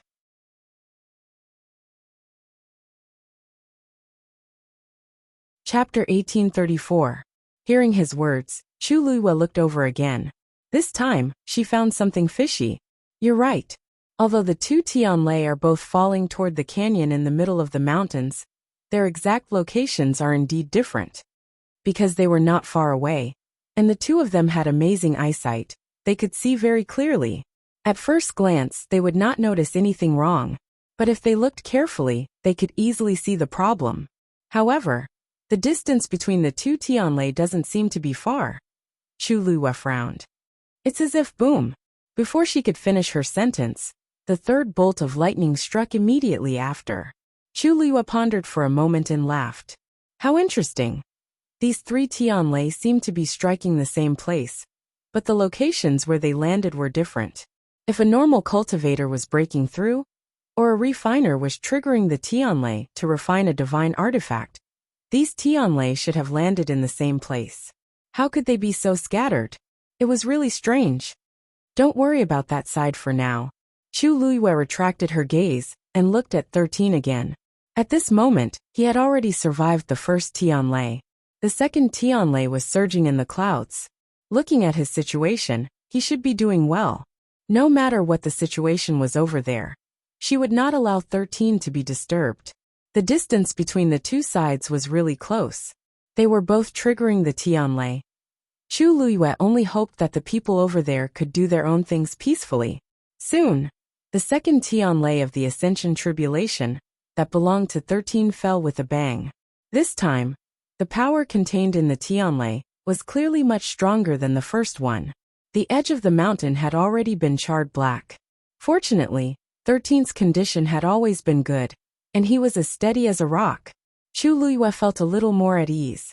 All these years, 13 had been following Sun-Yi and the others. Although he could not officially become a disciple, he was not delayed. Sini was extremely smart. He knew how to guide them, and that was the best way. This was also why, although the 13U were together all year round, their interests and specialties were all different. Their personalities and so on were also different. Chu Luiyue was very confident in Sini. Looking at 13th's situation now, she was even more certain of this point. The movement over there seems to be expanding, Sini suddenly said. Chu Luiyue looked sideways and frowned. In just a short while a lot of Tianlei had gathered. At a rough glance, there were at least 4 or 5 streaks of lightning shuttling through the clouds like silver snakes. And almost without any hesitation they struck down. Chu Luiyue stared at it for a while, and felt even more confused. The reason for that was because the heavenly lightnings were still striking down in the same manner as before. She had almost never had she seen such a situation. However, what worried her the most was that the dark clouds over there were surging even more violently, and had even begun to spread to the surroundings. If they continued to come this way, they would definitely affect 13. Just as Chu Luiyue was pondering how to solve this problem, a black figure suddenly flew out of the valley, rapidly heading in Chu Luiyue and Sini's direction. Seeing the other party's clothes, Chu Luiyue's pupils shrank. Dressed in black robes, a huge hood nearly covering half of his face. Embroidered on the left side of his chest was a picture of 2 intersecting swords, reflecting the bloody moon. Ink sword sex people. Sensing the biting cold killing intent from the other party, Chu Luiyue's body instantly tensed up. This person did not come with good intentions. Sini narrowed his eyes slightly, calmly clenching his fists in his sleeves. In the blink of an eye, the black-clothed person was already in front of them. Shua. He directly drew the saber at his waist. Who are you? How dare you trespass into Inksword Sect's mountain region? You really don't know the meaning of death. Chu Luiyue frowned. Inksword Sect's mountain region? This is Inksword Sect's territory? Why didn't she know? This place could practically be considered a desolate mountain range. How did it mysteriously become their territory? If it really was theirs, why wasn't there even a barrier or a sign? On the way here just now, she didn't even see a single person in charge of guarding it. We've already been here for so long. If this really was your territory, you should have stopped us from the start, shouldn't you? Chu Luiyue countered with a question. The other party clearly didn't expect Chu Luiyue to be so gutsy. After hearing Inksword Sect's name, he still dared to refute so arrogantly. He was momentarily at a loss for words. This indeed wasn't their territory. It was just that he suddenly sensed someone here just now, so he came over to chase them away. His gaze became even more sinister, like a blade scraping past Chu Luiyue and Sini. You two are newcomers? Anyone who had stayed in Peach Blossom Cove for a period of time wouldn't speak to him with such an attitude. Only those newcomers who didn't know anything would be so tactless. Chu Luiyue's gaze turned slightly cold. The other party's gaze and tone made her extremely unhappy. What, newcomers don't have the right to stay here? Chu Luiyue's red lips curled into a cold arc. We'll mind our own business and live in harmony. Isn't that good? Why do you have to be so ruthless? As you can see, our child is in the midst of a breakthrough. At such a time, you must not disturb him. Whoever dared to interrupt 13's cultivation, she wouldn't let them off easily. Hearing her words, the aura of the black-robed man instantly turned sinister. The surrounding temperature seemed to drop by a few degrees, causing one to unconsciously feel a chill in their hearts. Chu Luiyue also began to circulate the force in her body. But then, his gaze landed on 13. Gazing at God's tribulation, he muttered in a low voice. Looks like your talent isn't bad. For some reason, his low voice made Chu Luiyue suddenly feel an intense uneasiness in her heart. That gaze of his, she frowned. Just as she was about to ask him to leave, that man suddenly pointed the tip of his sword at 13. There was a trace of excitement and bloodthirstiness in his sinister voice. Hand him over, and I'll let you off today. Mobile users, please browse for a better reading experience from Love Network.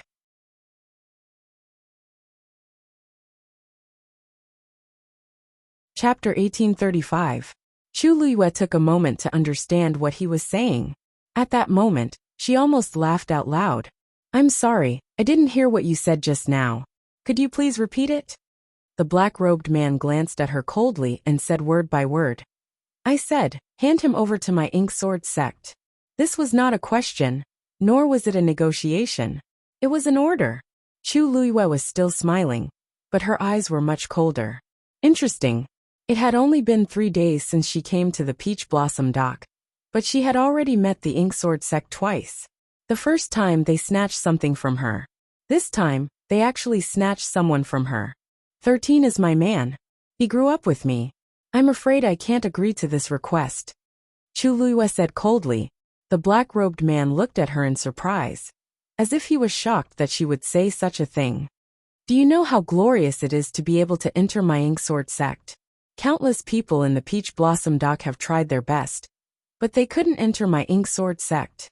Now that we have taken the initiative to ask for him, it is his and your supreme glory. Don't be muddle-headed. This warning sounded like a joke in Chu Luiyue's ears. They wanted 13. Wasn't it because of 13's talent? Just a moment ago, he was still overbearing and filled with killing intent, looking as if he could not wait to execute them on the spot. However, after seeing 13, he changed the topic, saying something about handing 13 over to him. He even said that it was their great fortune to be able to enter the Black Sword sect. Bah! How shameless! Chu Luiyue hid her thoughts and smiled politely. I'm sorry, I still refuse. The atmosphere at the scene instantly froze. The air seemed to be frozen, and the coldness was bone-piercing. The black-robed man was so angry that he laughed. Are you sure? I've already said it twice. Didn't you hear me clearly? Chu Luiyue smiled, but there was a trace of impatience in her eyes. She hadn't settled the score of robbing her, and now he wanted to rob her again. This was too much. The black-robed man probably hadn't met someone with such an unyielding attitude in a long time, and someone who dared to talk to him like this. For a moment, he was so angry that he couldn't say a word. Rumble. Almost at the same time, the Tianlei of both sides descended from the sky. Moreover, because the forces on both sides were growing larger and larger, the distance between the two large dark clouds was rapidly shrinking. Soon, the two forces would come into contact and entangle with each other. This was definitely not a good thing.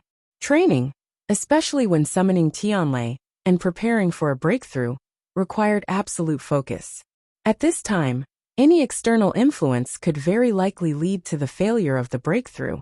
This was what Chu Luiyue was worried about from the beginning. She raised her head to take a look, and her expression darkened. When the black-robed man saw this, he didn't seem worried at all. Instead, he sneered.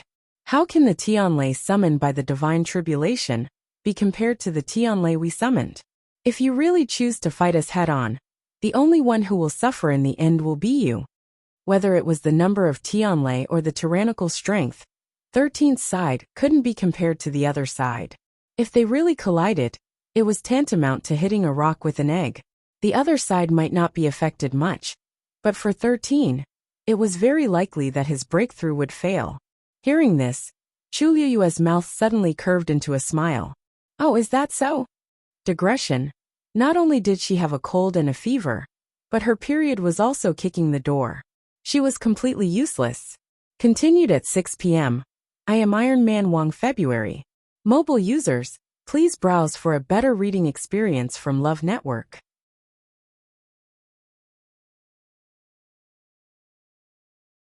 Chapter 1836. She didn't want to get entangled with the other party. After all, she still didn't know what kind of background the Black Sword sect had. But if they went too far, then they couldn't blame her. I won't hand him over to you. As for Tianlei, third brother. At this moment, a rough man's voice suddenly sounded. Chu Luiyue's eyes narrowed as he saw another person flying out of the canyon. What are you dawdling over there for? Why aren't you back yet? That man didn't come over, and only shouted from afar. From his tone, it seemed that he had a higher status than the man in front of Chu Luiyue and the others. The man called third brother hurriedly explained. Second brother, someone is breaking through here. He's summoning the divine tribulation. He's just a rank 6 warrior. Why hasn't he been dealt with after so long? The second brother seemed to be very dissatisfied with this. Third brother wanted to explain that he had wasted some time, because he had taken a fancy to the young man who was about to break through, and had good talent. Enough. We can't care so much now. Come back immediately. We don't have enough manpower here. What time was it now? How could he care about that?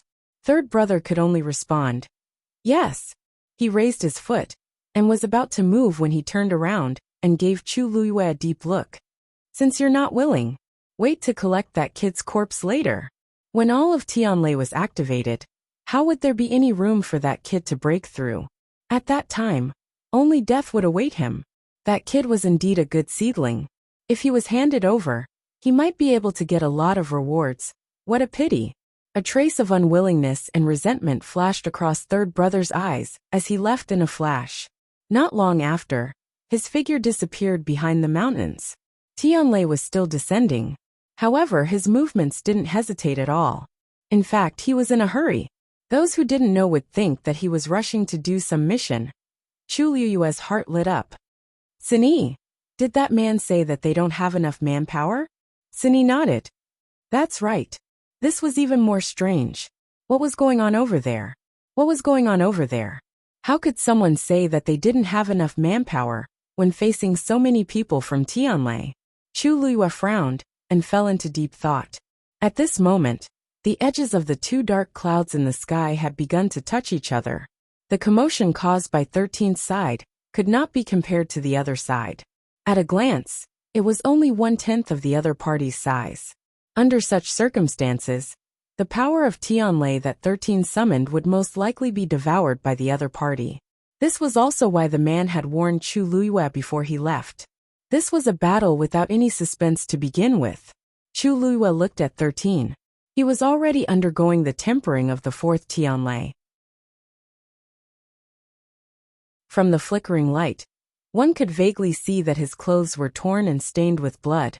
Clearly, this was already a somewhat difficult process for him. If he were to be affected by external forces at this time, rumble.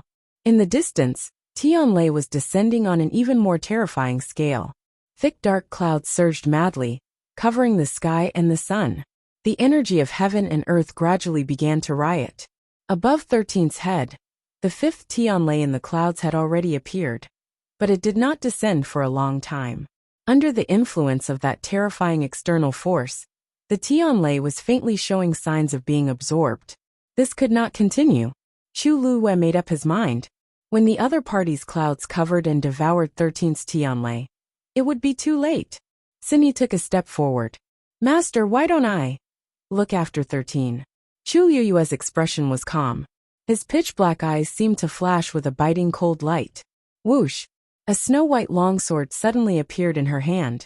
The next moment, she tapped the ground with the tip of her foot, and her slender figure instantly shot into the sky like an arrow leaving the bow. Her movements were light, her dress fluttering, and her long hair dancing with the wind. In this dark heaven and earth, she was like a blazing green bird, diving into the surging black clouds without hesitation.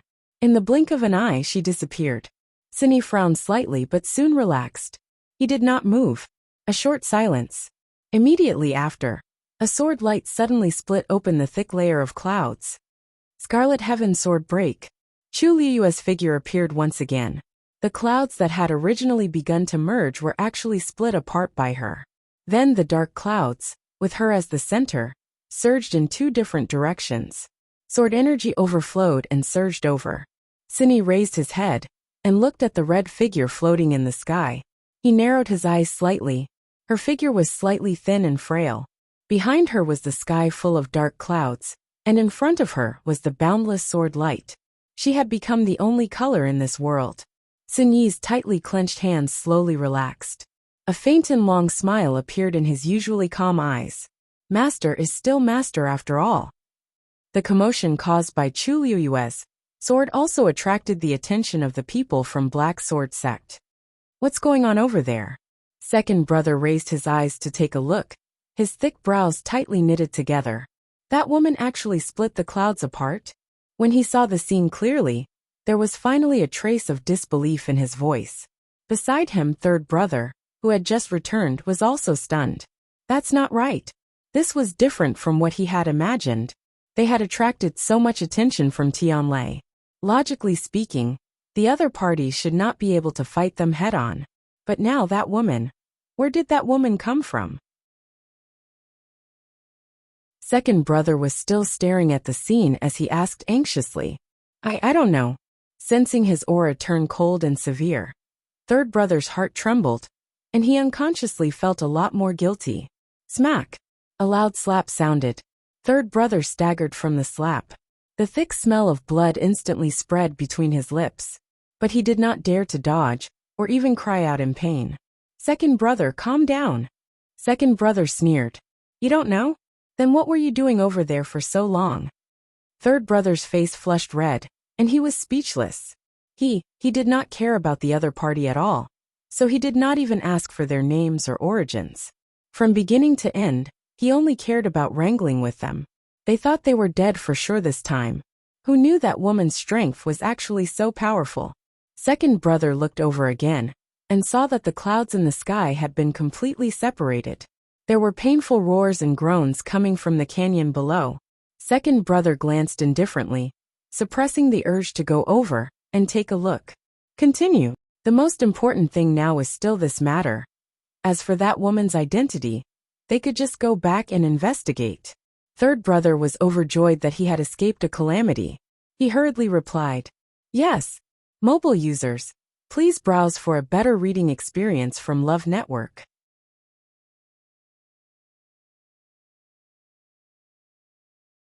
Chapter 1837. The sword chi split the clouds in the sky into two. An invisible force surged out, blocking all the external forces that tried to stop it. Chu Luiyue nimbly sheathed her sword and landed lightly. Cindy bowed slightly. Master, you're indeed extraordinary. Chu Luiyue raised her eyebrows and glanced at him. I know that if you fight, you might not be inferior to me. In that case, there's no need to say anything more. Cindy insisted. What Cindy said is the truth. Chu Luiyue smiled and couldn't be bothered with him. Cindy had followed her for many years, and usually didn't talk much. It was rare for him to praise her like this, so Chu Luiyue felt very pleased. She weighed the Scarlet Heaven sword in her hand. As her strength continued to increase, she became more and more proficient in using the Scarlet Heaven sword. She raised her head to take a look. In the sky, the sword chi she left behind had already formed a huge barrier. This should be enough to last for a while. Chu Luiyue exhaled softly. This feeling of gradually becoming stronger, it was really satisfying. Finally, the fifth Tianlei, without the influence of other forces, fell with a loud bang. Ink Sword Sect. Sanson came out from the side door. Beside him was a middle-aged man. Sanson stood still, cupped his hands respectfully, and said with a smile, Deputy Sect Master, it's already my great honor that you came to send me off personally. Please stay. Mo Yun's figure was tall and sturdy. Just by standing there, he exuded an imposing aura. Hearing this, he laughed. Third boss, you're too polite. This old man knows that we've been in a hurry recently, and it's been quite difficult for you. Especially this spirit-melting grass. It's not something that can be obtained just because you want it. Third boss, please forgive my subordinates for offending you earlier. Sanson hurriedly said, I don't dare. I can be where I am today all because of Ink Sword Sect. Originally, it was my servants who didn't know the rules, so they made a scene. I didn't expect to alarm you. Mo Yun patted Sanson's shoulder and laughed. Third boss, don't worry. You're an important guest of Ink Sword Sect. How can they not be punished for hurting your men? As he spoke, he turned his head slightly. Men, present the compensation to third boss. The servants who were following behind him at a distance hurriedly came forward and carried the wooden box that had been prepared earlier. Sanson glanced at it. In fact, he had noticed it since the beginning. He just didn't expect that this was actually an apology gift to him. Just as he was about to reject her, he felt the hand on his shoulder tighten. Third boss, this represents the sincerity and willingness of my Black Sword Sect to continue working with you. You must definitely accept it. Sanson's round face trembled slightly. Then, it narrowed its eyes and smiled. It is my honor. Since that's the case, then this sand won't refuse. After he finished speaking, he took the wooden box. Mo Yin was obviously very satisfied with his answer, and withdrew his hand. Third boss is a straightforward person. It just so happens that there is something I need to discuss with you. Recently, the Black Sword sect has been recruiting a lot of disciples, so the consumption of medicinal herbs is extremely high. So, from next month onwards, the amount will be doubled. Third boss, is there any problem? Sanson's eyelids twitched fiercely. He knew that there must be a demon behind this abnormality. Mo Yin had always been extremely arrogant towards him. He wished that his eyes could grow on top of his head. When had he ever spoken to him in such a tone? Moreover, the Black Sword sect had hurt the people in his medicine shop several times in the past, but they had never expressed anything, let alone solemnly apologizing and making amends. So they were waiting to ruthlessly rip him off. Double, how much money would that be? Sanson's heart was throbbing painfully and bleeding. He said somewhat awkwardly, Vice sect leader, it is my honor to contribute my meager strength to the Black Sword sect. But this double, I really can't afford it. Mo Yin's smile faded a little. Third boss, do you still feel embarrassed? Sanson choked, and began to curse in his heart. It was more than embarrassed. It was simply too difficult. This time, just the spirit-melting grass. He had to borrow some from his master to gather all of it. In the future, it would be doubled. Where was he going to get it? But he naturally didn't dare to say these words. His smile became even more humble. Vice sect leader, please don't misunderstand. Sanson is really wholeheartedly loyal to you. It's just that twice is a little too much. Even if you empty out Sanson's fortune, I really don't have it. You see, if it's really so easy to take it out, there wouldn't be such a commotion 2 days ago, right? Mo Yin stared at him, until Sanson was sweating all over. Only then did he let go of his mouth. Then, I'll add half of it. This should be fine, right? Sanson's heart was still bleeding, but he also knew that there was no room for negotiation. He could only smile and agree. All right. Don't worry, in the future, Sanson will definitely go through water and tread on fire without hesitation. Only then did Mo Yin's expression become better. After exhorting a few more words, he finally let Sanson leave. Sanson carried the wooden box and returned to the Yu mansion alone. Third brother, you're back? As soon as he entered the door, Yu Jio came up to him. How is it, are you alright? After returning to his own place and seeing his own people, Sanson's hanging heart finally calmed down a lot. Yu Jio, why are you here? Were you waiting for me? Yu Jio nodded. Master and big brother went out and told me to wait for you here. If there's any news, inform them immediately. Sanson smacked his lips. Master and big brother treat me the best. This feeling of being cared for was something that he had not felt in a long time. He put down the wooden box and sat down. He picked up the tea beside him and drank it. Every time he came out of the Ink Sword sect, he felt like he was walking on the line between life and death. He was so nervous that his throat was dry and his whole body felt uncomfortable. After drinking 3 cups of tea in a row, he finally gasped for breath and gritted his teeth. How can I be fine? Those people from the Ink Sword sect are too much. Yu Jio walked over, and her expression changed when she heard this. What's going on? Sanson immediately told him what had happened. They already asked for a lot, and now they're increasing the amount. They're really going to exploit me completely. Yu Jio looked at him sympathetically. To third brother, this was indeed more painful than having his flesh cut off. When you're under someone else's roof, you have no choice but to lower your head. Third brother, you'd better bear with it for now. When Master comes back, we'll think of a way to get it back. Yu Jio said a few words of persuasion, and pouted at the wooden box. Didn't they give you a gift in return?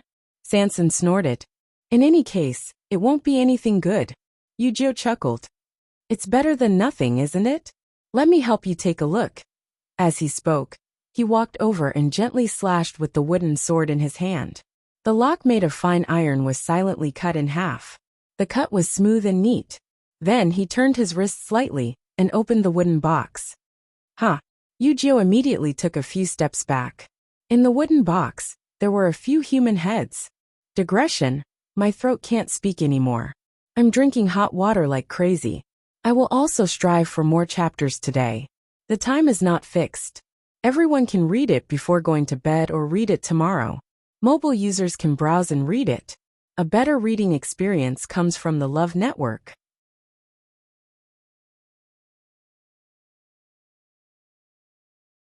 Chapter 1838. Sanson immediately stood up, his expression changing a few times. Yu-Ji-Oh turned to look at him. Third brother, what's going on? Didn't they say that they wanted to apologize to you? What is this? Sanson stared at the heads with a serious expression. These should be the people who caused trouble in the medicine shop. I didn't expect that Mo Yun's apology would be their lives. Yu-Ji-Oh immediately remembered. So it's them. He was also there that day. But the people from Ink Sword Sect were all wearing black robes, and their faces were mostly covered by their wide hoods. He didn't take a closer look, so he didn't recognize them at first glance. Now that he looked again, it was indeed those people. Third brother, what's the meaning of this? Are they so ruthless to their own people? Yu-Ji-Oh frowned in disgust and closed the wooden box again. However, the air was still filled with the faint smell of blood and decay. Sanson sneered. Yu-Ji-Oh, you've just arrived, so you don't know what kind of people these people are. They can do anything to anyone, including themselves. These rotten fish and shrimps are nothing in Mo Yun's eyes. Mo Yun did this to give him an explanation for what happened that day, and to give him a warning.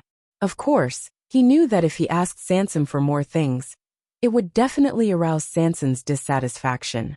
That was why he sent this gift. The meaning was very clear. If you want to live well, then be obedient. Although they wouldn't kill Sanson now, it didn't mean that they wouldn't threaten him, or even hope to completely control him. In these 2 years, the people from Ink Sword Sect had used many methods, explicitly hinting to him to join Ink Sword Sect. But Sanson had evaded them all. Gradually, they stopped talking about this matter. However, this desire to control him clearly hadn't changed. Sanson walked over, and a ball of dark blue flames appeared in his palm. Boom!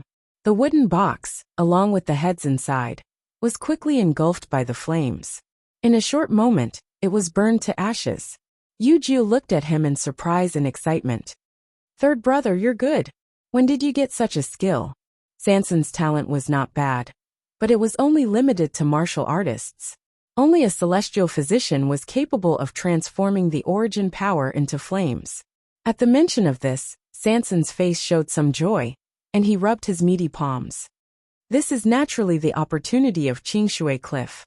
Back then, he discovered that he had formed some kind of subtle connection with that small space, allowing him to enter and exit it at will. Soon after, he discovered that there was an additional ball of fire in his body. With this fire, he also became a celestial physician. Although his level wasn't high, he more or less knew a thing or two about it. It was also because of this that he became more sensitive to those heavenly treasures and medicinal pills, which allowed his business to flourish. This was one of his trump cards. Yu-Ji-Oh praised. Looks like this Peach Blossom Valley is really a treasure trove for you, third brother. No wonder you're doing so well here. Sanson smiled. Then, she recalled what had happened a moment ago. A faint haze appeared between her brows. Unfortunately, as long as the Black Sword Sect stands above me, my days won't be easy. Alright, where did Master and Big Brother go? Yu-Ji-Oh put away the wooden sword in her hand, and gave a rough location. Sanson was just about to sit down when he heard her words and jumped up. Where did you say? Yu-Ji-Oh looked up in surprise. I only said that they went in the southwest direction, but I don't know the exact location. Little 13 is about to break through, and it's time to trigger the soul-gazing tribulation. Master and the others were worried that it would cause too much of a commotion, so they said that they would go to a remote area to take a look. Oh no! Sanson's cold sweat broke out again with a schwa sound. He hurriedly ran outside. Yu-Ji-Oh pulled him back. Third brother, why are you in such a hurry? Is there something wrong over there? There's no time to explain. I'll go over and take a look first. We'll talk when I come back. Sanson hurriedly took 2 steps, then turned back and said to Yu-Ji-Oh, you don't have to follow. Just wait here. Yu-Ji-Oh hesitated for a moment, but still nodded. Be careful, third brother. Sanson waved his hand and left without looking back. How could he not be anxious? On this day of every month he couldn't go over there. He actually forgot to tell Master about such an important matter. Damn it! Sanson felt guilty as he ran at full speed in the direction Yujio said. Time always passed very slowly while waiting. Chu Luiyue and Sini stood in midair, waiting for 13 to pass the soul-gazing tribulation. He had already summoned the 7th one. Of course, he had also paid a huge price to endure this Tianlei. On the mountain peak, 13 half knelt on the ground, his hands clasped tightly on the rough ground. His fingertips were already stained with blood. His thin body was trembling. It was obvious that he was enduring a great deal of pain. Chu Luiyue looked at the sky. Behind the clouds, the 8th Tianlei was faintly discernible. If 13 couldn't endure the 7th Tianlei, then the 8th Tianlei would naturally disappear. 13 had already spent too much time on this stage. Chu Luiyue was somewhat worried. Sini, can 13 make it? Sini nodded calmly. Of course. Chu Luiyue glanced at him in her usual nonchalant, calm, and indifferent manner. Are you so sure? Sini seemed to smile. Master, you should believe in 13's talent and potential to be chosen by Headmaster Nanso Huai. All these years of hard work weren't in vain. Hearing this, Chu Luiyue's heart calmed down. Sini had spent more time with 13, so he definitely knew him better. Since he was so sure, there shouldn't be a problem. However, as a bystander, she felt her heart ache as she watched from here. In her heart, she had always treated 13 as a child. Back when she was going through the soul-gazing tribulation, she had many trump cards. But 13 was going through it head-on. Suddenly 13, who was kneeling on the ground, moved. He let out a low roar, mixed with countless complicated emotions. Pain, torture, perseverance, determination. When he stood up, the silver light surrounding him instantly shattered into countless specks of light. The 7th Tianlei break. Chu Luiyue was overjoyed. Immediately after, the 8th Tianlei came crashing down. Boom. There was a loud sound. 13's figure was swallowed by the light again. Chu Luiyue frowned. This sound was too loud. No. This sound came from the large pile of dark clouds behind them. Chu Luiyue turned around and instantly widened her eyes in shock. There seemed to be a burst of energy in the dark clouds. At this moment, the black clouds and the silver Tianlei scattered in all directions. Affected by the powerful impact, a large portion of them actually flew directly towards them. Digression. There's still one more update, which will be a little late. Mobile users, please browse and read. A better reading experience comes from Love Network. You're tuning in to the Li Mei's Sword of Destiny YouTube channel. We're so grateful for your support. And don't forget to subscribe to join us on this incredible journey through captivating stories. Your generosity through donations truly makes a world of difference, as it's the primary source of revenue that allows me to expand and enhance this channel for you. Thank you from the bottom of my heart for being a part of this adventure.